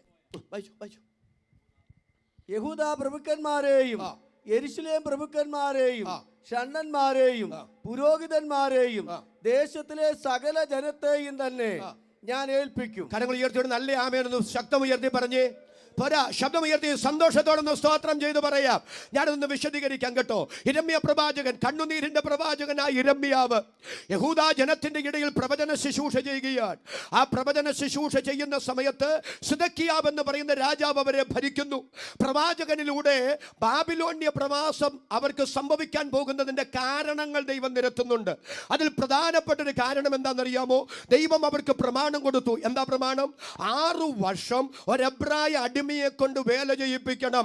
7-ാമത്തെ വർഷം ആ അടിമയെ സ്വതന്ത്രമാക്കണം. പക്ഷെ പല ആറ് കഴിഞ്ഞിട്ടും ഇവർ ഈ അടിമകളെ സ്വതന്ത്രമാക്കിയില്ല. ദൈവം പറഞ്ഞത് പാപഹേതുവാണ്. അതുകൊണ്ട് ഞാൻ നിങ്ങളെ പ്രവാസത്തിൽ വിടാൻ പോകുകയാണ്. ചാട്ടുളി പോലെ യിരെമ്യാ പ്രവാചകൻ ഈ പ്രവചന ശബ്ദം ജനത്തോട് വിളിച്ചു പറഞ്ഞപ്പോൾ അവർക്ക് വലിയ അനുതാപമുണ്ടായി, മാനസാന്തരമുണ്ടായി, പാപബോധമുണ്ടായി. അവരെ അടിമകളെയെല്ലാം സ്വതന്ത്രരാക്കി. അടിമകളെയെല്ലാം സ്വതന്ത്രരാക്കിയിട്ട് ഉണർവിന്റെ ജ്വാല കെട്ടടങ്ങാഞ്ഞതുകൊണ്ട് അവർ ദൈവാലയത്തിൽ വന്നു. ദൈവാലയത്തിൽ വന്നിട്ട് കാളക്കിടാവിനെ ഒത്ത നടുവെ പിളർത്തി. പിളർക്കപ്പെട്ട കാളക്കിടാവിന്റെ ഉടലിന്റെ നടുവിലൂടെ പോയി അവർ ദൈവത്തോട് നിയമം ചെയ്തു, ദൈവത്തോട് ഉടമ്പടി ചെയ്തു. ദൈവമേ, 6 വർഷം ഒരു എബ്രായ അടിമയെ കൊണ്ട് വേല ചെയ്യിപ്പിക്കാമെന്നും 7-ാം വർഷം അവരെ സ്വതന്ത്രരാക്കണമെന്നും അങ്ങ് ഞങ്ങളോട് പറഞ്ഞു. പക്ഷേ പല ആറ് കഴിഞ്ഞിട്ടും ഞങ്ങൾ അവരെ സ്വതന്ത്രമാക്കിയില്ല. ദൈവമേ, അങ്ങയുടെ ദാസനിലൂടെ ആ ദൂതൻ ഞങ്ങളോട് വിളിച്ചു പറഞ്ഞു, അത് പാപഹേതുവായി നിൽക്കുന്നെന്നും ഞങ്ങളെ പ്രവാസത്തിലേക്ക് വിടാൻ പോകുന്നു എന്നും അങ്ങ് ഞങ്ങളോട് മുന്നറിയിപ്പ് പറഞ്ഞു. ഞങ്ങൾ ആ ദൂത് ഏറ്റെടുക്കുന്നു, ഞങ്ങൾ മാനസാന്തരപ്പെടുന്നു, ഞങ്ങൾ അനുദപിക്കുന്നു. ഇതാ ഞങ്ങൾ ആ അടിമകളെയെല്ലാം സ്വതന്ത്രമാക്കി. എന്നിട്ട് അങ്ങയോട് നിയമം ചെയ്യുക, ഇനി ഒരിക്കലും ഞങ്ങളത് ആവർത്തിക്കില്ല, ഇനി ഒരിക്കലും ആ തെറ്റ് ഞങ്ങൾ ആവർത്തിക്കില്ല എന്നതിന് അങ്ങേക്ക് ഉറപ്പു തരികയാണ്. എങ്ങനെയാ ഉറപ്പു തരുന്നത്? പിളർക്കപ്പെട്ട കാളക്കിടാവിന്റെ ഉടലിന്റെ നടുവിലൂടെ പോയി ഇനി ഒരിക്കലും ഞങ്ങളത് ആവർത്തിക്കില്ലെന്ന് അവർ ദൈവത്തോട് ഉടമ്പടി ചെയ്തു, ദൈവത്തോട് നിയമം ചെയ്തു. പക്ഷേ അത് കഴിഞ്ഞ് കുറച്ച് നാൾ കഴിഞ്ഞ് ഫറവോന്റെ ചിന്ത ഇവരുടെ അകത്തു വന്നത്. ഫറവോൻ ഇസ്രായേലിനെ മിസ്രൈമിൽ നിന്ന് വിട്ടുകഴിഞ്ഞപ്പോഴാ വിടണ്ടായിരുന്നു എന്ന് ചിന്തിച്ചത്. ഇതുപോലെ ഇവർ അടിമകളെ സ്വതന്ത്രരാക്കിയെങ്കിലും കുറച്ചു കാലം കഴിഞ്ഞപ്പോൾ ചിന്തിച്ചു, വേണ്ടായിരുന്നു, ബുദ്ധിമോശമായി പോയി, അടിമകളെ സ്വതന്ത്രരാക്കണ്ടായിരുന്നു.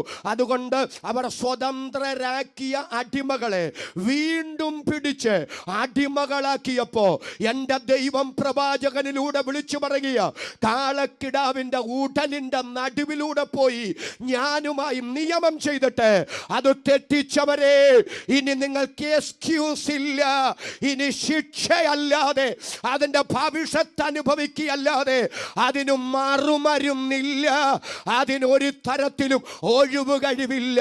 അപ്പൊ ഞാൻ പറഞ്ഞതിന്റെ ആശയം എന്താ? പിളർക്കപ്പെട്ട മൃഗങ്ങളുടെ ഉടലിന്റെ നടുവിലൂടെ പോയി ഉടമ്പടി ചെയ്താൽ ഉടമ്പടി ലംഘിക്കാൻ പാടില്ല, അത് തെറ്റിക്കാൻ പാടില്ല. ആ നിയമം തെറ്റിച്ചാൽ, ആ ഉടമ്പടി ലംഘിച്ചാൽ, ആ ലംഘനത്തിന്, ആ നിയമം തെറ്റിച്ചതിന് വലിയ വലിയ ഗൗരവമായ ശിക്ഷ തന്നെ കിട്ടും. അങ്ങനെയാണെങ്കിൽ അബ്രാം പിളർക്കപ്പെട്ട മൃഗങ്ങളെ പിളർന്നിങ്ങനെ വെച്ചിരിക്കുകയാണ്. സാധാരണ ആരൊക്കെ തമ്മിൽ ഉടമ്പടി ചെയ്യുക? 2 പേര് തമ്മിൽ ഉടമ്പടി ചെയ്യുക. പക്ഷെ അബ്രാം ഒരു സൈഡിൽ ബോധം കെട്ട് കിടക്കുക. പക്ഷെ തുള്ളിച്ചാടി സ്തോത്രം ചെയ്യാൻ കഴിയുന്ന ഒരു പദപ്രയോഗം അവിടെ രേഖപ്പെടുത്തിയിട്ടുണ്ട്. ആ പിളർക്കപ്പെട്ട മൃഗങ്ങളുടെ ഊട്ടലിന്റെ നടുവിലൂടെ എല്ലാവരും സ്തോത്രം ചെയ്തു പറഞ്ഞ് ഒരു കത്തുന്ന പന്തം കടന്നുപോയി. ഏതാ കത്തുന്ന പന്തം? എൻ്റെ ദൈവത്തിന്റെ സാന്നിധ്യമാണ്. അബ്രാമേ, ഞാൻ നിനക്കും നിന്റെ തലമുറയ്ക്കും ഈ ദേശം ശാശ്വത അവകാശമായി തന്നിരിക്കുന്നു എന്ന് പറഞ്ഞപ്പോ നീ എന്നോട് ചോദിക്കുന്നു, ഈ വാഗ്ദത്തം നിറവേറ്റുമെന്നതിന് നിനക്കൊരു ഉറപ്പ് വേണമെന്നല്ലേ? എൻ്റെ വാഗ്ദത്തം ഞാൻ നിറവേറ്റുമെന്നതിന്, നിന്റെ തലമുറയ്ക്ക് ഈ ദേശം അവകാശമായി കൊടുക്കുമെന്നതിന് ഞാൻ ഉറപ്പു തരാം. ഏതാ എനിക്ക് തരാനുള്ള ഉറപ്പ്? പിളർക്കപ്പെട്ട മൃഗത്തിന്റെ ഉടലിന്റെ നടുവിലൂടെ പോയി ആ ഉടമ്പടി ചെയ്ത് ലംഘിച്ചാൽ, ലംഘിക്കുന്നവനെ ഈ മൃഗത്തെ പോലെ പിളർത്താമെന്നാണെങ്കിൽ, കൊന്നുകളയാമെന്നാണെങ്കിൽ എൻ്റെ വാഗ്ദത്തം ഞാൻ നിവർത്തിക്കുമെന്നതിന് എനിക്ക് നിനക്ക് തരാനുള്ള ഉറപ്പ് വേറെ ഒന്നുമല്ല, എൻ്റെ ജീവനാണ്. കരങ്ങൾ ഉയർത്തി ഒരിക്കൽ കൂടി ശക്തിയോടെ ഈ രാത്രി ദൈവത്തിന് സ്തോത്രം പറയാം. എന്നിട്ടാണ് നമ്മൾ വായിച്ച വാക്യത്തിൽ വായിക്കുന്നത്, അന്ന്. എല്ലാവരും നല്ല സ്തോത്രം എന്ന് പറ, അല്ലേ? അങ്ങനല്ലേ? അന്ന് ആ പിളർക്കപ്പെട്ട മൃഗങ്ങളുടെ ഉടലുകളുടെ നടുവിലൂടെ ഒരു കത്തുന്ന ബന്ധം പോയി എന്ന് പറഞ്ഞിട്ടാണ് പറയുന്നത്. അന്ന് തുടർന്ന് യഹോവ അബ്രാമിനോട് ഒരു നിയമം ചെയ്തു. എൻ്റെ ചോദ്യം ഇതാണ്, തങ്ങളിൽ ദൈവം വിശ്വസ്തനാണോ? അല്പസമയം നമുക്ക് ചരിത്രത്തിലേക്ക് ഊളിയിട്ട് വരണം കേട്ടോ. ഇസ്രായേലിനെ മിസ്രൈമിൽ നിന്ന് ദൈവം മോശ മുഖാന്തരം വിടുവിച്ചു കൊടി കാദേശ് ഭർണ ചുറ്റി മോവാബ് സമഭൂമിയിലൂടെ അവരെ യോശുവയുടെ നേതൃത്വത്തിൽ കനാനിലെത്തി. ഹിത്യർ, അമോന്യർ, പെരിസ്യർ, എബൂസ്യർ, ഗിർഗസ്യർ, അമോര്യർ, കനാന്യർ തുടങ്ങിയ ജാതികളുടെ നാട് അവർ പിടിച്ചെടുത്തു. യോശുവ ആ ദേശം അവർക്ക് അളവു നൂലിട്ട് ഗോത്രം ഗോത്രമായി, കുലം കുലമായി, കുടുംബം കുടുംബമായി അവർക്ക് വിഭജിച്ചു കൊടുത്തു. അങ്ങനെ അവർ കനാനിൽ പാർത്തു വരുന്നു. യോശുവ മരിച്ചു. അവർ ന്യായാധിപ ഭരണത്തിന് കീഴിലേക്ക് മാറി. ന്യായാധിപ ഭരണം രാജകീയ ഭരണത്തിന് വഴിമാറി. എല്ലാം കൂടെ വിശദീകരിക്കുന്നില്ല. അവർ ദൈവത്തിന്റെ പ്രമാണത്തെ പുറംകാലുകൊണ്ട് ചവിട്ടി പുറത്താക്കി. BC 606, 598, 586 ഈ 3 കാലഘട്ടങ്ങളിലായി ദൈവം അവരെ ബാബിലോണ്യ പ്രവാസത്തിലേക്ക് പറഞ്ഞുവിട്ടു. അവർക്ക് അവരുടെ ദേശം യോശുവ അളവ് നൂലിട്ട് വിഭജിച്ചു കൊടുത്ത ദേശം അവർക്ക് നഷ്ടപ്പെട്ടു. BC 585 നെബൂഖദ്നേസർ രാജാവ്, ശലോമോൻ രാജാവ് പടുത്തുയർത്തി പണിത യെരൂശലേം ദൈവാലയം തീ വെച്ച് നശിപ്പിച്ചു കളഞ്ഞു. ശൗൽ മുഖാന്തരം ശൗലിൽ ആരംഭിച്ച രാജകീയ ഭരണം അവർക്ക് നഷ്ടപ്പെട്ടു. ഭരണം നഷ്ടപ്പെട്ട്, രാജ്യം നഷ്ടപ്പെട്ട്, ദൈവാലയം നഷ്ടപ്പെട്ട് അവർ 70 വർഷം പ്രവാസത്തിൽ കിടന്നു. എന്നാൽ ദൈവം തന്റെ ദാസനായ യിരെമ്യാവിലൂടെ അരുളി ചെയ്തതുപോലെ അവരെ 70 വർഷം കഴിഞ്ഞ് ബാബിലോണ്യ പ്രവാസത്തിൽ നിന്ന് പുറത്തു കൊണ്ടുവന്നു. ബാബിലോണ്യ സാമ്രാജ്യത്തെ ചരിത്ര സമുദായ കടലിലേക്ക് ചവിട്ടി താഴ്ത്തിക്കൊണ്ട് 2ാം ലോക സാമ്രാജ്യമായ മേദ്യൻ പേർഷ്യൻ സാമ്രാജ്യം ഉയർന്നു പൊങ്ങി വന്നു. ആ സാമ്രാജ്യത്തിന്റെ അധിപതിയായ കോരേശ് യഹൂദൻ അവന്റെ രാജ്യത്തേക്ക് മടങ്ങിപ്പോകാൻ അനുവാദം കൊടുത്തു. അങ്ങനെ സെരുബ്ബാബേലിന്റെ ശെയല്തീയേലിന്റെ ഒക്കെ നേതൃത്വത്തിൽ 50,000-ൽ പരം യഹൂദന്മാർ യെരൂശലേമിലേക്ക് മടങ്ങി വന്നു. അവർ 22-ൽ പരം വർഷങ്ങൾ കൊണ്ട് ദൈവാലയം പുതുക്കി പണിതു. വിശദീകരിക്കാൻ ആഗ്രഹിക്കുന്നില്ല. അങ്ങനെ 200 കൊല്ലം ലോകത്തെ അടക്കി ഭരിച്ച മേദ്യൻ പേർഷ്യൻ സാമ്രാജ്യം ചരിത്രത്തിൽ വിസ്മൃതിയിലേക്ക് മാറ്റപ്പെട്ടു. 3ാം ലോക സാമ്രാജ്യമായ ഗ്രീക്ക് സാമ്രാജ്യം ഉയർന്നു വന്നു. ഗ്രീക്ക് സാമ്രാജ്യത്തിന്റെ സ്വാധീനത്തിൽ അവരായി. അലക്സാണ്ടറുടെ മരണശേഷം ഗ്രീക്ക് സാമ്രാജ്യം തന്റെ 4 സൈന്യാധിപന്മാർക്കായി വിഭജിച്ചു കൊടുത്തു. അതിലെ സിറിയയിൽ ഭരിച്ചിരുന്നത് അന്ത്യോക്യൻ ഭരണാധികാരികളാണ്. അന്ത്യോക്യസ് എപ്പിഫാനസ് BC 165 കിസ്ലേവ് മാസം 25-ാം തീയതി സെരുബ്ബാബേലിനാൽ പണിയപ്പെട്ട ദൈവാലയം ഭാഗികമായി തകർത്ത് അതിൽ പന്നിയെ കൊണ്ടുവന്ന് യാഗമർപ്പിച്ച് അതിനെ അശുദ്ധമാക്കി. അങ്ങനെ സിറിയൻ ഭരണാധികാരികളുടെ കീഴിൽ അവർ ഞെരിഞ്ഞമർന്നുകൊണ്ടിരിക്കുന്ന സമയത്താണ് 4ാം ലോക സാമ്രാജ്യമായ റോമൻ സാമ്രാജ്യം ചരിത്രത്തിൽ ഉയർന്നു പൊങ്ങി വന്നത്. ആ റോമൻ സാമ്രാജ്യത്തിൽ വലിയ ഹെരോദ രാജാവ് 46-ൽ പരം വർഷങ്ങൾ കൊണ്ട് യെരൂശലേം ദൈവാലയം മനോജ്ഞമായി പുതുക്കി പണിതു. ദൈവത്തിന് സ്തോത്രം. പക്ഷേ AD 70-ൽ ആ ദൈവാലയം ടൈറ്റസിനാൽ തീ വെച്ച് നശിപ്പിക്കപ്പെട്ടു. AD 136 അന്ന് ഹദ്രിയാൻ എന്ന് പറയുന്ന റോമൻ ചക്രവർത്തിയാണ് ഭരിക്കുന്നത്. ഹദ്രിയാൻ പറഞ്ഞു, ഒരൊറ്റ യഹൂദൻ പോലും പാലസ്തീനിൽ കാണാൻ പാടില്ല, കുടിയിറങ്ങിപ്പോയിക്കോളാൻ പറഞ്ഞു. അങ്ങനെ യഹൂദനെ അവിടെ നിന്ന് പറഞ്ഞയച്ചു. ലോകത്തെവിടൊക്കെ രാജ്യങ്ങളുണ്ടോ, ലോകത്തെവിടൊക്കെ മനുഷ്യവാസമുണ്ടോ അവിടേക്കെല്ലാം യഹൂദൻ ചിതറിയോടി. അങ്ങനെയാണ് നമ്മുടെ കൊച്ചിയിലുള്ള മട്ടാഞ്ചേരിയിലൊക്കെ യഹൂദൻ എത്തിയത്. ഒരൊറ്റ യഹൂദൻ പോലും ഇല്ലാതെ പാലസ്തീൻ ദേശം നിരന്തര ശൂന്യമായി കിടന്നു. AD 136 ശേഷം അവിടെ യഹൂദൻ ഉണ്ടായില്ല. അങ്ങനെ ഇരിക്കുകയാണ് 1ാം ലോക മഹായുദ്ധം നടക്കുക. 1914 മുതൽ 18 വരെ നടന്ന 1ാം ലോക മഹായുദ്ധം ബ്രിട്ടന്റെയും ജർമ്മനിയുടെയും നേതൃത്വത്തിൽ ലോകരാജ്യങ്ങൾ 2 ചേരികളായി തിരിഞ്ഞ് ഘോരഘോരം പോരാടുകയാണ്. Germany ജയിച്ചുകൊണ്ടിരിക്കുന്നു, Britain പരാജയപ്പെട്ടുകൊണ്ടിരിക്കുന്നു. ആ സമയത്ത് സർ വെയ്സ്മാൻ എന്ന് പറയുന്ന യഹൂദ ശാസ്ത്രജ്ഞനോട് ബ്രിട്ടീഷ് ഭരണാധികാരികൾ പറഞ്ഞു, നീ ഞങ്ങളെ എങ്ങനെങ്കിലും ഒന്ന് സഹായിക്കണം. അങ്ങനെ സർ വെയ്സ്മാൻ TNT എന്ന സ്ഫോടക വസ്തു കണ്ടുപിടിച്ചു. അത് യൂറോപ്പിലെ യുദ്ധമേഖലയിലേക്ക് അയച്ചു കൊടുത്തു. അതിന്റെ പ്രകടനത്തിന്റെ പരിണിത ഫലമായി 1ാം ലോക മഹായുദ്ധത്തിൽ ബ്രിട്ടൻ വിജയത്തിന്റെ വെന്നിക്കടി പാറിപ്പറപ്പിച്ചു. ബ്രിട്ടീഷ് ഭരണാധികാരികൾ വെയ്സ്മാനോട് പറഞ്ഞു, ഇതിന് പാരിതോഷികമായി നിനക്കെന്തു വേണം? സർ വെയ്സ്മാൻ പറഞ്ഞു, ഞങ്ങളുടെ പിതാക്കന്മാരുടെ കല്ലറകളുള്ള, അബ്രഹാമിന്റെ കല്ലറയുള്ള, ഇസഹാക്കിന്റെ കല്ലറയുള്ള, യാക്കോബിന്റെ കല്ലറയുള്ള, യോസേപ്പിന്റെ കല്ലറയുള്ള, സാറായുടെ കല്ലറയുള്ള, റിബേക്കായുടെ കല്ലറയുള്ള, ലേയായുടെ കല്ലറയുള്ള ഇസ്രായേൽ ദേശം AD 135 ഞങ്ങൾക്ക് നഷ്ടപ്പെട്ടതാണ്. ആ ദേശം ഞങ്ങൾക്ക് തിരികെ വേണം. അങ്ങനെ ചരിത്രത്തിൽ കനത്ത ലിപികളിൽ ആലേഖനം ചെയ്തിരിക്കുന്ന ബാൽഫർ വിളംബരത്തിലൂടെ യഹൂദൻ അവന്റെ രാജ്യത്തേക്ക് മടങ്ങി വരാൻ ചരിത്രത്തിൽ ദൈവം വഴിയൊരുക്കി. സന്തോഷത്തോടെ ദൈവമക്കൾ കരമുയർത്തി ഒരിക്കൽ കൂടി ഈ രാത്രി ദൈവത്തിന് സ്തോത്രം ചെയ്യുക. അവിടെ വന്ന യഹൂദനെ അവിടെ കൂടി പാർപ്പിക്കാൻ അനുവദിക്കയില്ലെന്ന് അയൽ രാജ്യങ്ങൾ വെല്ലുവിളിച്ചു. ഇല്ല, ശരിക്കും പറഞ്ഞാൽ ആയിരങ്ങളെ കൊന്നുമുടിച്ചു. വന്ന കപ്പലുകളെല്ലാം അവർ മുക്കി. അങ്ങനെ യഹൂദൻ വളരെ കിരാതമായ പീഡനത്തിന് വിധേയപ്പെടുന്ന സമയത്താണ് രണ്ടാം ലോക മഹായുദ്ധം നടക്കുക. 1939 മുതൽ 45 വരെ നടന്ന രണ്ടാം ലോക മഹായുദ്ധം. അതിന്റെ പര്യവസാനത്തോടുകൂടെ ജർമ്മനി ക്ഷയിച്ചു. ലോകത്തിൽ ഒരു ശക്തി അല്ലാതായി മാറി ജർമ്മനി. അങ്ങനെ ഐക്യരാഷ്ട്രസഭ നിലവിൽ വന്നു. ഐക്യരാഷ്ട്രസഭ നിലവിൽ വന്നപ്പോൾ അവിടെ ചൂടേറിയ ഒരു ചർച്ച നടന്നു. എന്താ ചർച്ച നടന്നത്? ഇസ്രായേലിനെ ഒരു രാജ്യമാക്കണമോ വേണ്ടയോ? ആ ചർച്ചയിൽ ചില രാജ്യങ്ങളൊക്കെ എതിർത്തു രാജ്യമാക്കണ്ടെന്ന്. പക്ഷേ മഹാഭൂരിപക്ഷം രാജ്യങ്ങളും ഇസ്രായേൽ ഒരു രാജ്യമാകണമെന്ന് ആവശ്യപ്പെട്ടു. പ്രമേയം പാസാക്കി. അടുത്ത പ്രമേയം വന്നു. അങ്ങനെ അവരെ രാജ്യമാക്കുമ്പോൾ എവിടെ അവരെ രാജ്യമാക്കണം? പാലസ്തീനിൽ പണ്ടവരുടെ പിതാക്കന്മാരുടെ കാലം മുതൽ അവർ പാർത്തിരുന്ന പാലസ്തീനിൽ അവരെ ഒരു രാജ്യമാക്കിക്കൂടാ. അങ്ങനെ രാജ്യമാക്കിയാൽ അയൽ രാജ്യത്തുള്ള എല്ലാ രാജ്യങ്ങളും ഒറ്റക്കെട്ടായി ഇവരെ ആക്രമിക്കും. ഇവർക്ക് ആ പ്രതിസന്ധിയിൽ പിടിച്ചു നിൽക്കാൻ കഴിയില്ല. അത് തന്നെയുമല്ല, ലോകരാജ്യങ്ങൾക്കെന്നും അതൊരു കീറാമുട്ടി പ്രശ്നമാകും, തലവേദനയാകും. അതുകൊണ്ട് ലോകത്തിന്റെ സമാധാനത്തിനും ഇസ്രായേലിന്റെ സുരക്ഷിതത്വത്തിനും നല്ലത് പാലസ്തീനിൽ അവർക്ക് രാജ്യം കൊടുക്കാതിരിക്കുകയാണ്. ലോകത്തിലെ ഒട്ടുമുക്കാലും രാജ്യങ്ങൾ ആ ആശയത്തോട് ചേർന്നു. അവസാനം എന്താ തീരുമാനത്തിലെത്തിയെന്നറിയാമോ?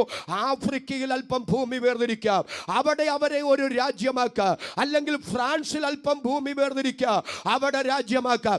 ആഫ്രിക്ക വേണോ ഫ്രാൻസ് വേണോ? ഫ്രാൻസ് വേണോ ആഫ്രിക്ക വേണോ?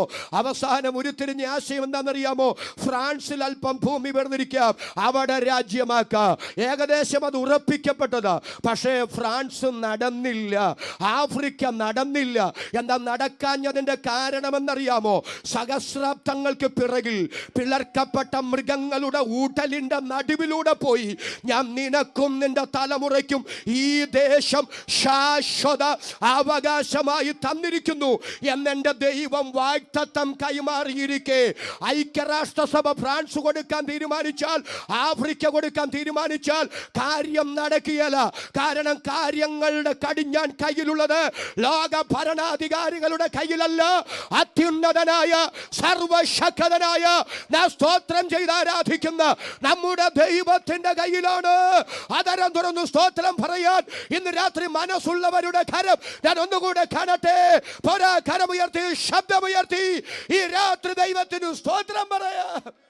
1948 മെയ് മാസം 14 ടെല്ലവീവ് തലസ്ഥാനമാക്കി ഡേവിഡ് ബെൻ ഗൂറിയോൻ ആദ്യത്തെ പ്രധാനമന്ത്രി, സർ വീസ്മാൻ ആദ്യത്തെ പ്രസിഡന്റ്, നക്ഷത്ര കൊടി അവരുടെ ദേശീയ പതാക അത് അന്തരീക്ഷത്തിലേക്ക് ഉയർത്തിക്കൊണ്ട് 1948 മെയ് മാസം 14 ലോക രാഷ്ട്രങ്ങളുടെ ഇടയിൽ ഒരു നവജാത രാഷ്ട്ര ശിശു പിറന്നു വീണു. അതാ ഇസ്രായേൽ. ഇന്ന് രാത്രി എൻ്റെ ചോദ്യം, പ്രിയരെ, ഇന്ന് ഇസ്രായേൽ എന്ന രാജ്യം പാലസ്തീനിൽ എല്ലാ രാജ്യങ്ങൾക്കും അസൂയ തോന്നുമാറ്, എല്ലാവർക്കും പേടി സ്വപ്നമായി തല ഉയർത്തിപ്പിടിച്ച് ജയാളികളായി നിൽക്കാൻ എന്താ കാരണം?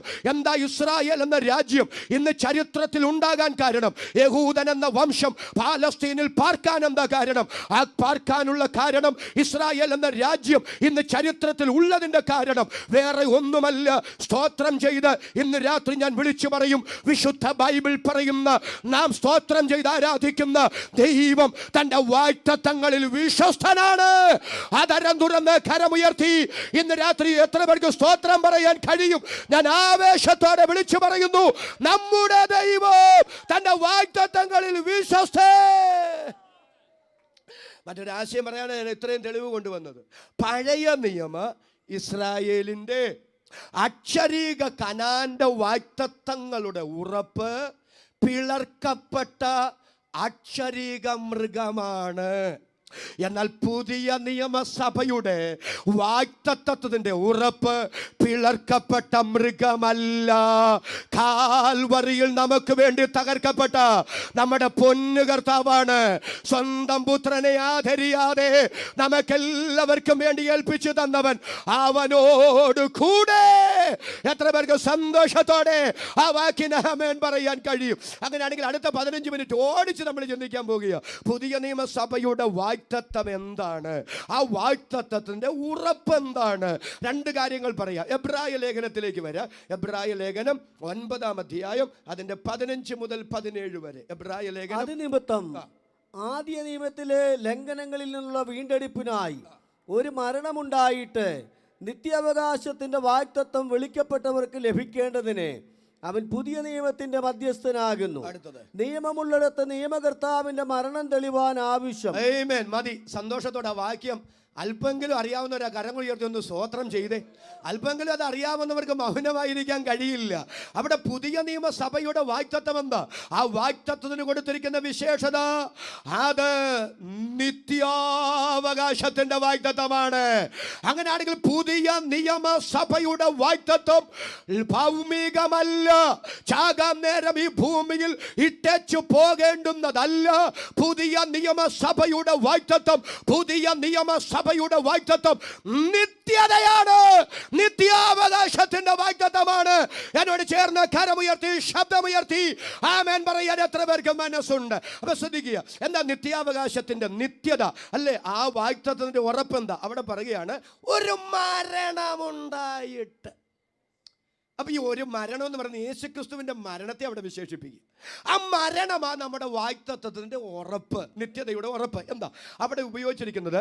മരിച്ച ശേഷമല്ലോ നിയമം സ്ഥിരമാകുന്നത്. എന്താ? ഡിയാത്തിക്ക് എന്ന പദമാണ് വ്യക്തമാക്കാം. കായംകുളത്ത് ഒരു തോമസ് ചേട്ടൻ ഉണ്ടെന്നിരിക്കട്ടെ. അപ്പോൾ എൻ്റെ പേര് ഞാനങ്ങ് പറയുന്നു, ആ കൂട്ടത്തിലൊരു ചേട്ടനും കൂടെ ഇട്ടെന്നേ ഉള്ളൂ, കാരണം പ്രായം ഉള്ളതാണെന്ന് അറിയിക്കാനായിട്ട്. അപ്പോൾ നിങ്ങൾക്ക് വിഷമം ഉണ്ടാകുകയില്ല. തോമസ് ചേട്ടന് 4 ആൺമക്കളാണ്, 5 ഏക്കർ റബ്ബർ തോട്ടവുമുണ്ട്. ആ നല്ല മനുഷ്യൻ മക്കളൊക്കെ വിവാഹം കഴിച്ച് കുടുംബമായിട്ട് താമസിക്കാൻ തുടങ്ങിയപ്പോൾ തന്നെ ഓരോ മക്കൾക്ക് ഓരോ ഏക്കർ റബ്ബർ തോട്ടം വീതമായിട്ട് കൊടുത്തു. അവസാനം 1 ഏക്കറുണ്ട്, അത് തൻ്റെയും തൻ്റെ ഭാര്യയുടെ പേരിൽ കിടക്കുക. പക്ഷേ ബുദ്ധിമാനായ മനുഷ്യൻ അത് വിൽപത്രമായി എഴുതി. എന്താ വിൽപത്രം? എൻ്റെയും എൻ്റെ ഭാര്യയുടെയും മരണശേഷം കാലശേഷം ഇത് ഞങ്ങളുടെ ഇളയ മകൻ കുര്യാച്ചനും ഭാര്യയ്ക്കും മക്കൾക്കും അവകാശപ്പെട്ടതാണ്. അങ്ങനെ വിൽപത്രമൊക്കെ എഴുതി വെച്ച് കുറച്ച് നാൾ കഴിഞ്ഞപ്പോഴാണ് നമ്മുടെ തോമസ് ചേട്ടന് തോന്നിയത് കുര്യാച്ചനും ഭാര്യയും മക്കളും ഇവരെ നോക്കുന്നത് അത്ര പോരാ. ഉടനെ അദ്ദേഹം മോനെ വിളിച്ചിട്ട് പറഞ്ഞടാ, വിൽപത്രം എഴുതി വെച്ചു എന്ന നിലയിൽ നീ ഞങ്ങളോട് ഇങ്ങനെ അഹങ്കാരമൊന്നും കാണിക്കണ്ട, എന്നെയും ഭാര്യയായിട്ട് ഇങ്ങനെ വട്ടുതട്ടാമെന്നൊന്നും നീ വിചാരിക്കണ്ട. വിൽപത്രം എഴുതിയെന്നേ ഉള്ളൂ, ഞങ്ങൾക്ക് ഒരു കുഴപ്പവും ഇല്ല. മര്യാദയ്ക്ക് ഞങ്ങളെ നോക്കിയാൽ ഇത് നിനക്കും നിന്റെ ഭാര്യയ്ക്കും മക്കൾക്കും അനുഭവിക്കാം. അല്ല, ഇങ്ങനെ മുന്നോട്ട് പോകാനാ എങ്കിൽ ഇത് ഞങ്ങൾ തിരിച്ചെഴുതിയിട്ട് രണ്ടാമത്തെ മകൻ ടോമിച്ചന്റെ പേർക്ക് ഇത് എഴുതി വെക്കും. എൻ്റെ ദൈവമേ, കുര്യാച്ചൻ്റെ ഭാര്യ കലിപൂണ്ട് വന്നതാ. അപ്പൊ കുര്യാച്ചൻ പറഞ്ഞു, ഒന്ന് വന്ന് ഒരു കാര്യം പറയാനുണ്ട്. അകത്തോട്ട് കൂട്ടിക്കൊണ്ട് പോയിട്ട് പറഞ്ഞു, എൻ്റെ പൊന്നു ഭാര്യയെ, കായംകുളത്ത് 1 സെന്റിന്റെ വില എത്രയാണെന്ന് നിനക്കറിയാവോ? 4 ലക്ഷം. നമ്മുടെ ആയുസിൽ 1 സെന്റ് നമുക്ക് വാങ്ങിക്കാൻ പറ്റുകയില്ല. പക്ഷെ ഇത് 1 ഏക്കറാ. വേഗവോളം നിൽക്കാമെങ്കിൽ 6 വോളം നിൽക്കരുതോ? ഇത്രയും സഹിച്ചില്ലേ, ക്ഷമിച്ചില്ലേ? നീ കാത്തിരിക്കുക, 1 ഏക്കർ കിട്ടും. അപ്പനോടും അമ്മയോടുമുള്ള സ്നേഹം കൊണ്ടല്ല, 1 ഏക്കർ പ്രതീക്ഷിച്ച്. പ്രകോപനങ്ങൾ പലതും ഉണ്ടായിട്ടും ഇവർ രണ്ടുപേരും ഇങ്ങനെ പിടിച്ചു നിന്നു. അവസാനം അപ്പം മരിച്ചു കേട്ടോ, അമ്മയും മരിച്ചു.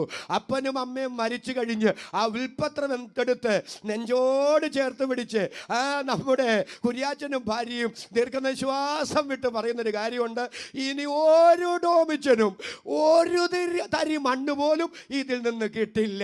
കാരണം എന്താണ്? വിൽപത്രം എഴുതിയ ആളും മരിച്ച ശേഷമാണ് അതവർക്ക് ഉറപ്പിച്ചു കിട്ടിയത്. ഇവിടെ എന്താ എബ്രായ ലേഖകൻ പറയുന്നത്?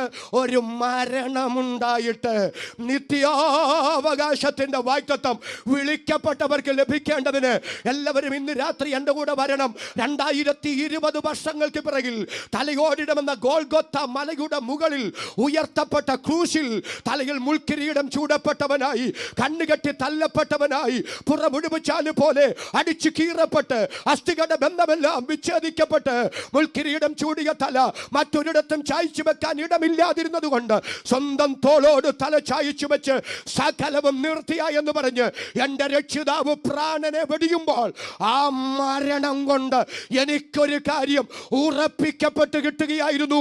അത് മറ്റൊന്നുമല്ല, എൻ്റെ നിത്യതയാണ്. കരമുയർത്തി ആവേശത്തോടെ ഇന്ന് രാത്രി ദൈവത്തിന് സ്തോത്രം പറയാൻ മനസ്സുള്ളവരുടെ കരം ഞാൻ ഒന്നുകൂടെ കാണട്ടെ. ആ കരവും ശബ്ദവും ഉയർത്തി ദൈവത്തിന് സ്തോത്രം ചെയ്യും. യേശു ക്രിസ്തുവിന്റെ ക്രൂശ് മരണമാണ് എൻ്റെ നിത്യാവകാശത്തിന്റെ നിത്യത എന്ന വാഗ്ദത്തത്തിന്റെ ഉറപ്പ്.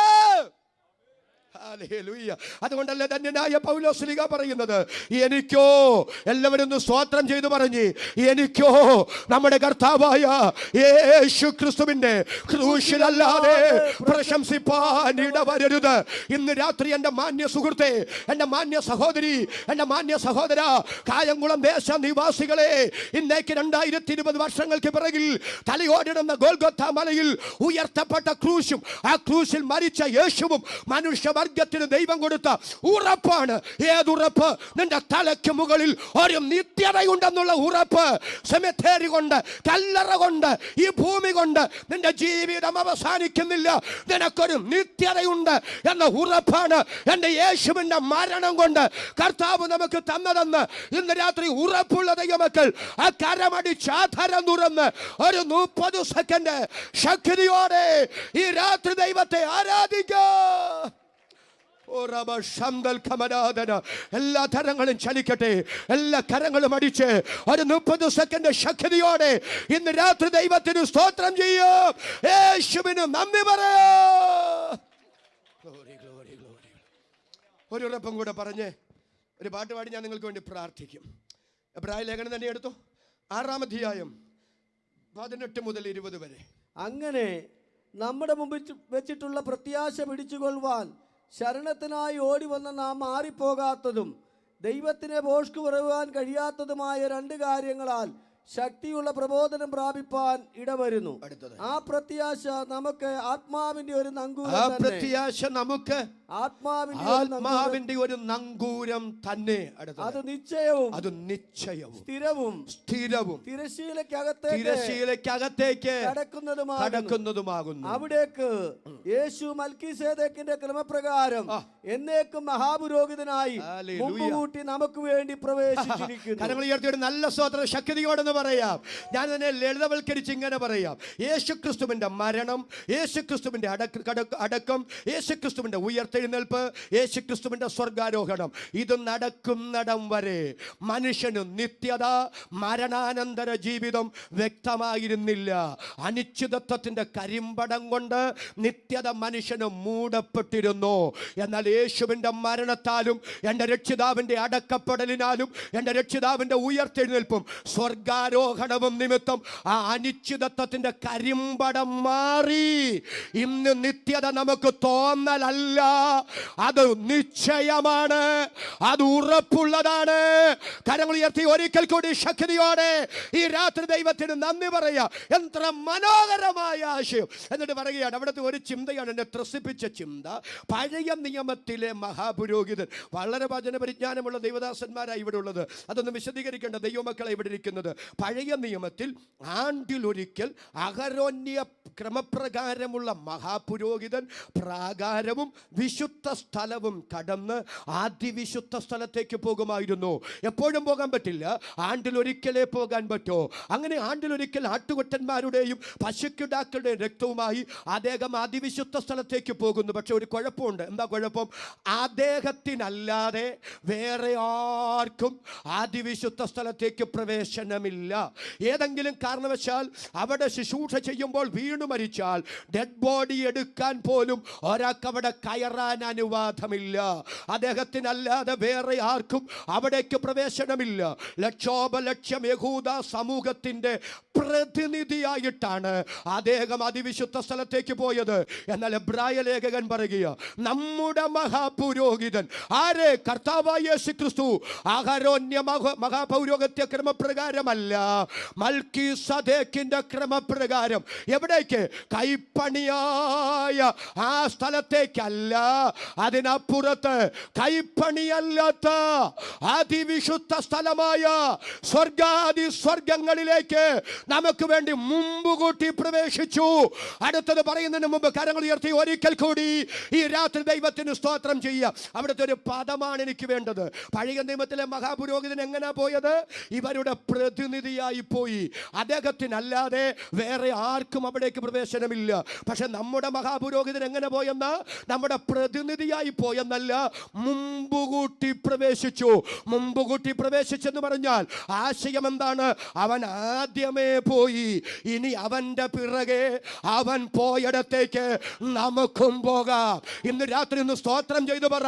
ഇന്നേക്ക് 2020 വർഷങ്ങൾക്ക് പിറകിൽ ആകാശമേഘ പാളികളെ കീറി ശത്രുസേനയുടെ നടുവിലൂടെ എന്റെ രക്ഷിതാവ് സ്വർഗങ്ങളിലേക്ക് കയറിപ്പോയി. ഇനി അവിടേക്ക് നമുക്കും പോകാം. എപ്പോൾ പോകാം? കർത്താവ് തൻ ഗംഭീരനാദത്തോടും, എല്ലാവരും സ്തോത്രം ചെയ്ത് ഒരുമിച്ചെന്ന് പറ. കർത്താവ് തൻ ഗംഭീരനാദത്തോടും പ്രധാന ദൂതന്റെ ശബ്ദത്തോടും ദൈവത്തിന്റെ കാഹളത്തോടും കൂടെ സ്വർഗത്തിൽ നിന്ന് ഇറങ്ങി വരുമ്പോൾ കോടാനുകോടി വിശുദ്ധന്മാർ കല്ലറകളെ ഭേദിച്ച് കുഴിമാടങ്ങളെ പിളർന്ന് ഉയർത്തെഴുന്നേറ്റ് വരാൻ പോകുന്നു. ജീവനോടെ ശേഷിക്കുന്ന നാം അവരോടൊരുമിച്ച് യേശുവിനെ എതിരേൽപ്പാൻ ആകാശമേഘങ്ങളിൽ എടുക്കപ്പെടും. ഉറപ്പുള്ളവർ കരമുയർത്തി ഒരിക്കൽ കൂടി ഈ രാത്രി ദൈവത്തെ സ്തുതിക്കുക. ഇങ്ങനെ ഒരു പദം പറഞ്ഞിട്ട് നമുക്കൊന്ന് പാട്ട് പാടി ആരാധിക്കണം. ഇപ്പൊ തുടങ്ങല്ലേ, ഞാൻ ഈ പറയുന്നത് കേട്ടിട്ട് ശ്രദ്ധിക്കുക. പഴയ നിയമ ഇസ്രായേലിന്റെ അക്ഷരീക കനാന്റെ വാഗ്ദത്തത്തിന്റെ ഉറപ്പ് പിളർക്കപ്പെട്ട അക്ഷരീക മൃഗമായിരുന്നു. ആ വാഗ്ദത്തങ്ങളിൽ ദൈവം എത്ര വിശ്വസ്തനാണെന്ന് ഇന്ന് ഇസ്രായേൽ രാജ്യവും യഹൂദൻ എന്ന ജനവിഭാഗവും നമുക്ക് കൃത്യമായി ബോധ്യപ്പെടുത്തി തരുന്നു.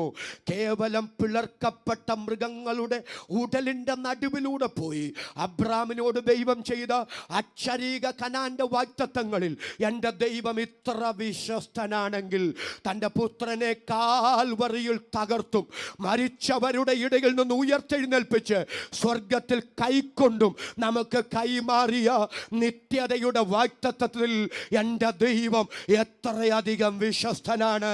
അതുകൊണ്ടല്ലേ എബ്രായ ലേഖനം 10-ാം അധ്യായം 23-ാമത്തെ വാക്യം പറയുന്നത്? അറിയാവുന്നവരെല്ലാവരും ചേർന്ന് ഒരുമിച്ചെന്ന് പറ. പ്രത്യാശയുടെ സ്വീകാര്യം. എല്ലാവരും ഉറക്കിയെന്ന് പറഞ്ഞ് പ്രത്യാശയുടെ സ്വീകാര്യം നാം മുറുകെ പിടിച്ചുകൊള്ളുക. വാഗ്ദത്തം ചെയ്തവർ വിശ്വസ്തനല്ലോ. എന്താണ് ആ വാഗ്ദത്തം? 37-ാമത്തെ വാക്യം.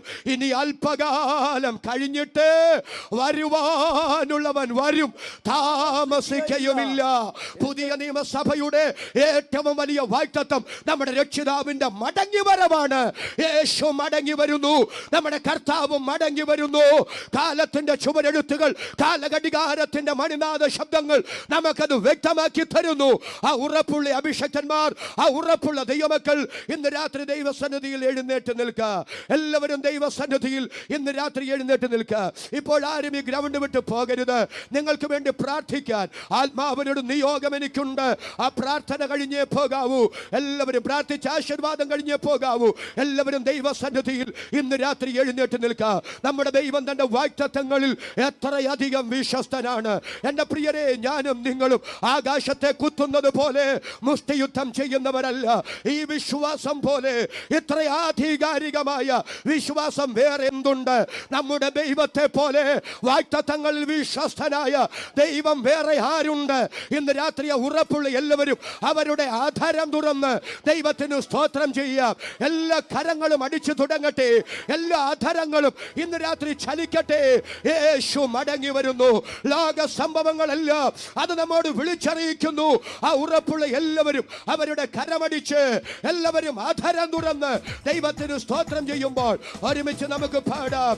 യേശു വരുന്നേ, യേശു വരുന്നേ. എല്ലാ കരങ്ങളും അടിച്ചു തുടങ്ങട്ടെ. എല്ലാ കരങ്ങളും ചലിക്കട്ടെ. ഒരുമിച്ച് പാടി ദൈവത്തെ മഹത്വപ്പെടുത്തോ. യേശു വരുന്നേ, പൊന്നേശു വരുന്നേ. വരവീരാജൻ വചനം പോൽ നീ ഒരുങ്ങിടുന്നുവോ? വരവീരാജൻ വചനം പോൽ നീ ഒരുങ്ങിടുന്നുവോ? ഓ യേശു വരുന്നേ, പൊന്നേശു വരുന്നേ. വരവീരാജൻ വചനം പോൽ നീ ഒരുങ്ങിടുന്നുവോ? വരവീരാജൻ വചനം പോൽ നീ ഒരുങ്ങിടുന്നുവോ? ഇവിടെ കയറി വരവീരുന്ന ദൈവ ശബ്ദം കേൾപ്പതിനു വേണ്ടി ഉണർന്നു നീ ഒരുങ്ങിടുന്നുവോ? ഇവിടെ കയറി വരവീരുന്ന ദൈവ ശബ്ദം കേൾപ്പതിനു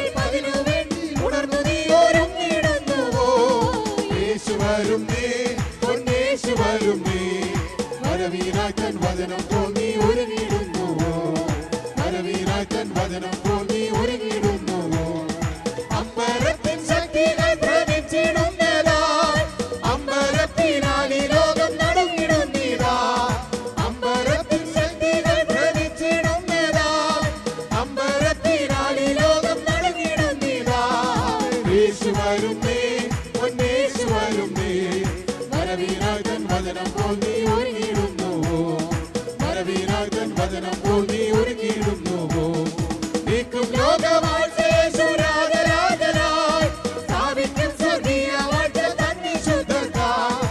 നീക്കും ലോകവാഴ്ചയേശു രാജരാജനായി സ്ഥാപിക്കും സ്വർഗീയ വാഴ്ച തൻ വിശുദ്ധർക്കായി. യേശു വരുന്നേ, യേശു വരുന്നേ. വരവീനായി തൻ വചനം പോൽ നീ ഒരുങ്ങിയിടുന്നുവോ? വരവീനായി തൻ വചനം പോൽ നീ ഒരുങ്ങിയിടുന്നുവോ? മുൾമുടി അണിഞ്ഞു രക്തധാരിയായവൻ പൊൻകിരീടം ചൂടി തേജപൂർണ്ണനായിതാ. മുൾമുടി അണിഞ്ഞു രക്തധാരിയായവൻ പൊൻകിരീടം ചൂടി തേജപൂർണ്ണനായിതാ. യേശു വരുന്നേ, പൊന്നേശു വരുന്നേ. വരവീനായി തൻ വചനം പോൽ നീ ഒരുങ്ങിയിടുന്നുവോ? വരവീനായി തൻ വചനം പോൽ നീ ഒരുങ്ങിയിടുന്നുവോ? ദൈവം തൻ വിശുദ്ധന്മാരിൽ കണ്ണുനീരെല്ലാം നീക്കിയേകും നിത്യജീവൻ എന്നേക്കുമാ. ദൈവം തൻ വിശുദ്ധന്മാരിൽ കണ്ണുനീരെല്ലാം നീക്കിയേകും നിത്യജീവൻ എന്നേക്കുമാ. യേശു വരുന്നേ, പൊന്നേശു വരുന്നേ. വരവീനായി തൻ വചനം പോൽ നീ ഒരുങ്ങിയിടുന്നുവോ? വരവീനായി തൻ വചനം പോൽ നീ ഒരുങ്ങിയിടുന്നുവോ? ആ സ്വർഗീയ നാടകത്തിന്റെ ഭാഗമായില്ല, ആയപ്രിയൻ വാനിൽ ദൂതസേനയോടില്ല. ആ സ്വർഗീയ നാടകത്തിന്റെ ഭാഗമായില്ല, ആയപ്രിയൻ വാനിൽ ദൂതസേനയോടില്ല. യേശു വരുന്നേ, പൊന്നേശു വരുന്നേ. വരവീനായി തൻ വചനം പോൽ നീ ഒരുങ്ങിയിടുന്നുവോ? വരവീനായി തൻ വചനം പോൽ നീ ഒരുങ്ങിയിടുന്നുവോ? ഓ മുൾമുടി അണിഞ്ഞു രക്തധാരിയായവൻ പൊൻകിരീടം ചൂടി തേജപൂർണ്ണനായതാ. മുൾമുടി അണിഞ്ഞു രക്തധാരിയായവൻ പൊൻകിരീടം ചൂടി തേജപൂർണ്ണനായതാ. യേശു വരുന്നേ, പൊന്നേശു വരുന്നേ. വരവീനായി തൻ വചനം പോൽ നീ ഒരുങ്ങിയിടുന്നുവോ? വരവീനായി തൻ വചനം പോൽ നീ ഒരുങ്ങിയിടുന്നുവോ? ഓ യേശു വരുന്നേ, പൊന്നേശു വരുന്നേ. വരവീനായി തൻ വചനം പോൽ നീ ഒരുങ്ങിയിടുന്നുവോ? വരവീനായി തൻ വചനം പോൽ നീ ഒരുങ്ങിയിടുന്നുവോ?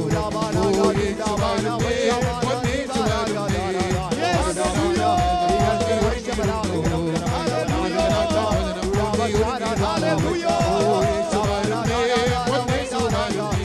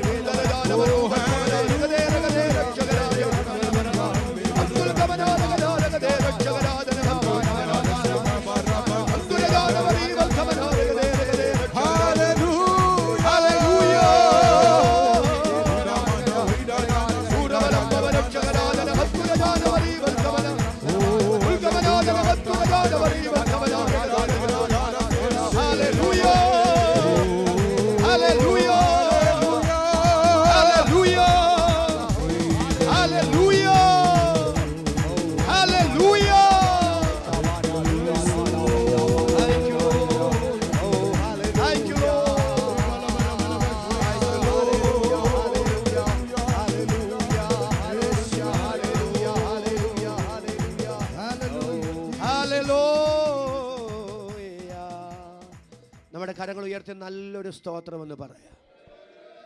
എല്ലാവരും ഒരു നിമിഷം എന്നെ ഒന്ന് ശ്രദ്ധിക്കണേ. സമാധാനത്തിൻ്റെ ദൈവം തന്നെ നിങ്ങളെ മുഴുവനും ശുദ്ധീകരിക്കുമാറാകട്ടെ. നിങ്ങളുടെ ആത്മാവും ദേഹിയും ദേഹവും അശേഷ നമ്മുടെ കർത്താവായ യേശു ക്രിസ്തുവിൻ്റെ പ്രത്യക്ഷതയിൽ അനന്യമായി വെളിപ്പെടുമെന്നും കാക്കപ്പെടുമാറാകട്ടെ. അടുത്തതെല്ലാവരും ചേർന്ന് ഒരുമിച്ചെന്ന് പറയാമോ? നിങ്ങളെ വിളിക്കുന്നവൻ. എല്ലാവരും ഒന്ന് സ്തോത്രം ചെയ്ത് പറഞ്ഞ്, നിങ്ങളെ വിളിക്കുന്നവൻ വിശ്വസ്തനാകുന്നു, അവനത് നിവർത്തിക്കും. ഏത് നിവർത്തിക്കും? വീണ്ടും വരാം, എന്ന് വാക്കു പറഞ്ഞ കർത്താവ് വിശ്വസ്തൻ. തൻ്റെ വാഗ്ദത്തം കർത്താവ് നിവർത്തിക്കും. നമ്മെ തന്നോട് കൂടെ ഇരുത്താം എന്ന് വാക്കു പറഞ്ഞ കർത്താവ് വിശ്വസ്തൻ. യേശു അത് നിവർത്തിക്കും. മരിച്ച വിശുദ്ധരെ ഉയർത്തെഴുന്നേൽപ്പിക്കാം എന്ന് വാക്കു പറഞ്ഞ കർത്താവ് വിശ്വസ്തൻ. അവനത് നിവർത്തിക്കും. കായംകുളം ദേശനിവാസികളെ, ഇതിൽ കൂടുതൽ എങ്ങനെയാണ് സുവിശേഷം ആധികാരികമായി നിങ്ങളോട് പറയേണ്ടത്? ഇന്ന് രാത്രി വചനം കേട്ട മാന്യ ശ്രോതാക്കളെ, ഇതിൽ കൂടുതൽ എങ്ങനെയാണ് വചനം നിങ്ങളോട് പറയേണ്ടത്? ഞാനും നിങ്ങളും ഏതെങ്കിലും തോന്നലുകളുടെ പിറകെ ഇറങ്ങിയവരല്ല, മായയെ അനുധാവനം ചെയ്യുന്നവരുമല്ല. നമ്മുടെ തലയ്ക്ക് മുകളിൽ ഒരു നിത്യതയുണ്ട്. നിത്യതയ്ക്കായി നാം ദൈവത്തെ സേവിക്കുന്നവരാണ്. നിത്യതയിലെത്തണ്ടേ? കർത്താവിൻ്റെ വരവിൽ പോകണ്ടേ? നിത്യതയിലെത്താൻ നിങ്ങൾ യേശുവിനെ രക്ഷിതാവും കർത്താവുമായി സ്വീകരിക്കണം.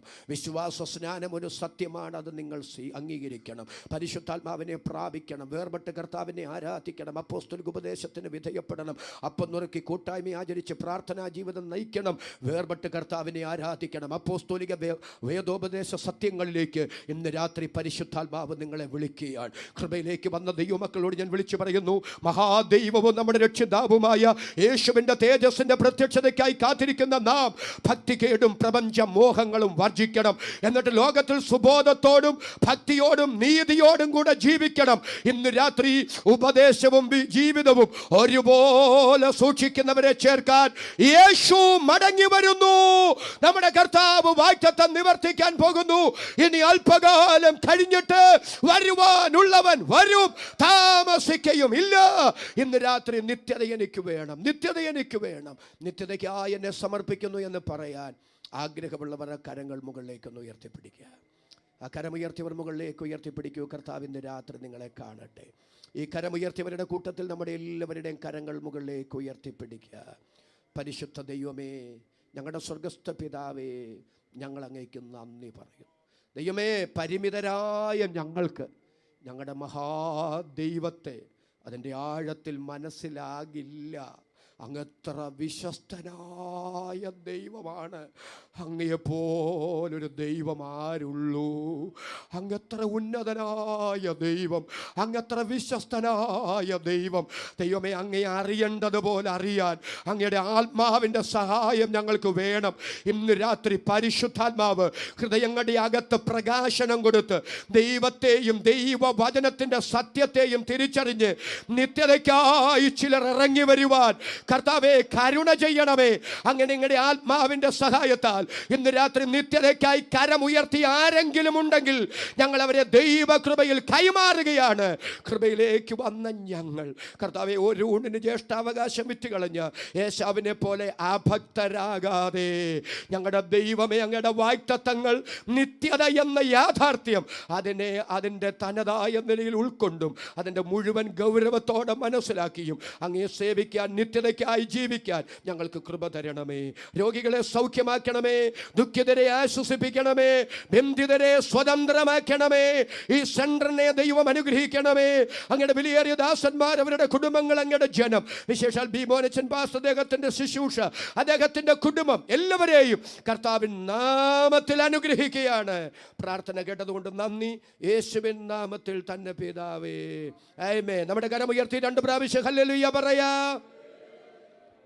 എല്ലാവർക്കും ദൈവസന്നിധിയിലിരിക്കാം. ഈ സുവിശേഷ യോഗത്തിൻ്റെ പ്രഥമ രാത്രി ഇങ്ങനെ കടന്നു വരുവാനും വചനം ശുശ്രൂഷിക്കാനും അവസരമൊരുക്കി തന്ന യോഗ സംഘാടകർക്ക് ഒത്തിരി നന്ദി. ദൈവം നിങ്ങളെ അനുഗ്രഹിക്കട്ടെ. Praise the Lord. അനുഗ്രഹിതമായ നിലയിൽ ഈ പ്രാരംഭ രാത്രിയിൽ കർത്താവിൻ്റെ ദാസനെ കർത്താവ് കരങ്ങളിൽ ഉപയോഗിച്ച് വാഗ്ദത്തങ്ങളിൽ വിശ്വസ്തനായ ദൈവത്തെ സവിസ്തരമായി ഇവിടെ ഉയർത്തുവാൻ കർത്താവ് അവസരം നൽകിയതുകൊണ്ട് നന്ദി നിറഞ്ഞ ഹൃദയത്തോടെ നമുക്ക് ദൈവത്തിന് സ്തോത്രം ചെയ്യാം. ഈ ദേശത്തോടും ഇവിടെ കടന്നു വന്ന ജനത്തോടും കർത്താവിന് പറയാനുള്ളത് മുഴുവനും ഇന്ന് രാത്രി നിർമ്മല സുവിശേഷമായി നമ്മോട് പ്രസ്താവിക്കുവാൻ ദൈവദാസനെ ദൈവം കരങ്ങളിൽ ഉപയോഗിച്ചു. കർത്താവിൻ്റെ ദാസനെ പിന്നെയും അനുഗ്രഹിക്കട്ടെ. ധാരാളം വേദികളിൽ കർത്താവിൻ്റെ നാമം ഉയർത്തുവാൻ ദൈവഭൃത്തിനെ പിന്നെയും കർത്താവ് കരങ്ങളിൽ ഉപയോഗിക്കട്ടെ. ഇന്ന് രാത്രിയിൽ ഞങ്ങളുടെ ക്ഷണം സ്വീകരിച്ച് ഇവിടെ കടന്നു വന്ന് ഐശ്വര്യമായി കർത്താവിൻ്റെ വചനം സംസാരിച്ച കർത്താവിൻ്റെ വലിയദാസൻ പാസ്റ്റർ KJ തോമസ് അവർക്ക് ആലപ്പുഴ ഈസ്റ്റ് സെൻറ്ററിൻ്റെ പേരിലുള്ള നന്ദിയെ അറിയിക്കുന്നു.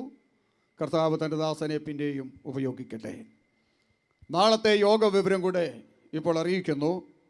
നാളെ രാവിലെ 10 മണിക്ക് ഇവിടെ വച്ച് സോദരി സമാജത്തിൻ്റെ മീറ്റിംഗ് ഉണ്ട്. ആ മീറ്റിങ്ങിൽ സിസ്റ്റർ ശ്രീലേഖ ദൈവവചനത്തിൽ നിന്ന് ശുശ്രൂഷിക്കും. ഈ ഹാളിൽ വെച്ചായിരിക്കും ആ യോഗം നടക്കുന്നത്. സഹോദരിമാരെല്ലാവരും അതുപോലെ തന്നെ കർത്തദാസന്മാരെല്ലാവരും ആ മീറ്റിങ്ങിൽ വന്നു ചേരണമെന്ന് അറിയിക്കുന്നു. നാളെ വൈകിട്ട് 6 മണിക്ക് തന്നെ പൊതുയോഗം ആരംഭിക്കും. ഇവിടെ കടന്നു വന്ന് ദൈവവചനം കേൾക്കുവാൻ കടന്നു വരുന്ന പ്രിയപ്പെട്ടവരോടൊരു പ്രത്യേക കാര്യം ഓർപ്പിക്കുന്നു. അനുഗ്രഹീത ഗായകരാണ് നമ്മുടെ മധ്യത്തിലുള്ളത്.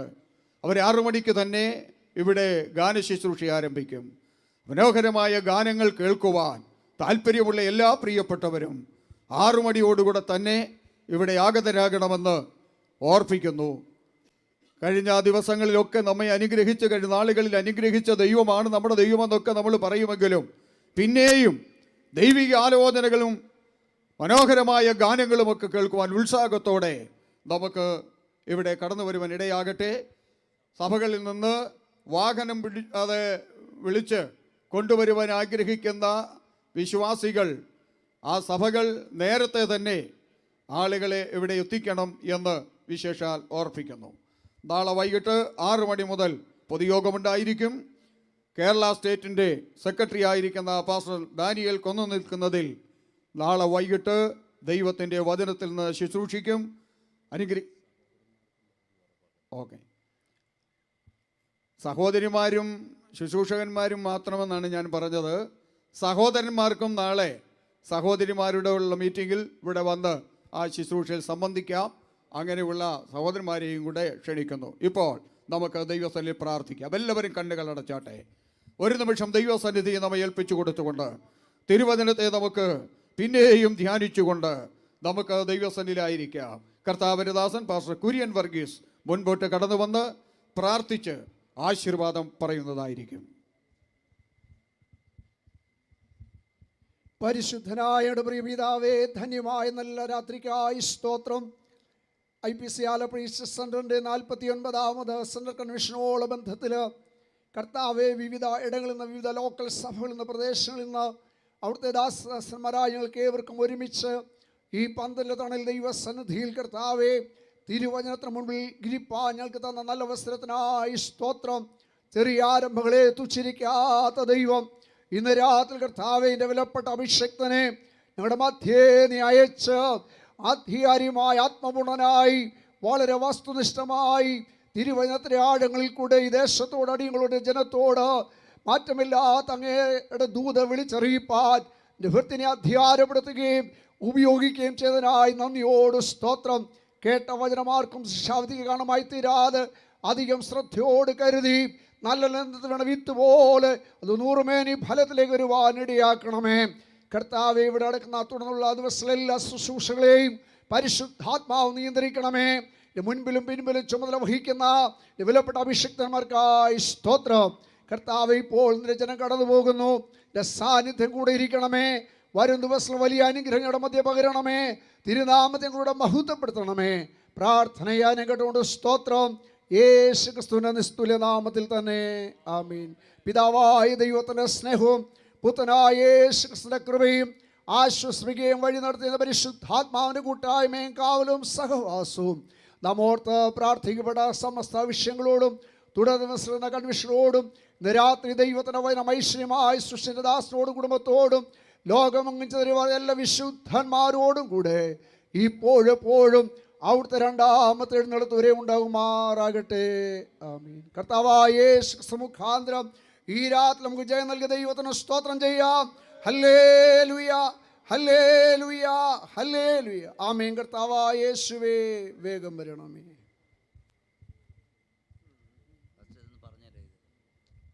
നമ്മുടെ ഇവിടെ നടക്കുന്ന യോഗം ലൈവായിട്ട് പോകുന്നുണ്ട്. നിങ്ങളുടെ സ്നേഹിതർക്ക്, ബന്ധുക്കൾക്ക് ഒക്കെ ഇതിൻ്റെ ലിങ്ക് ഇട്ട് കൊടുക്കണമെന്ന് പ്രത്യേകം ഓർപ്പിക്കുന്നു.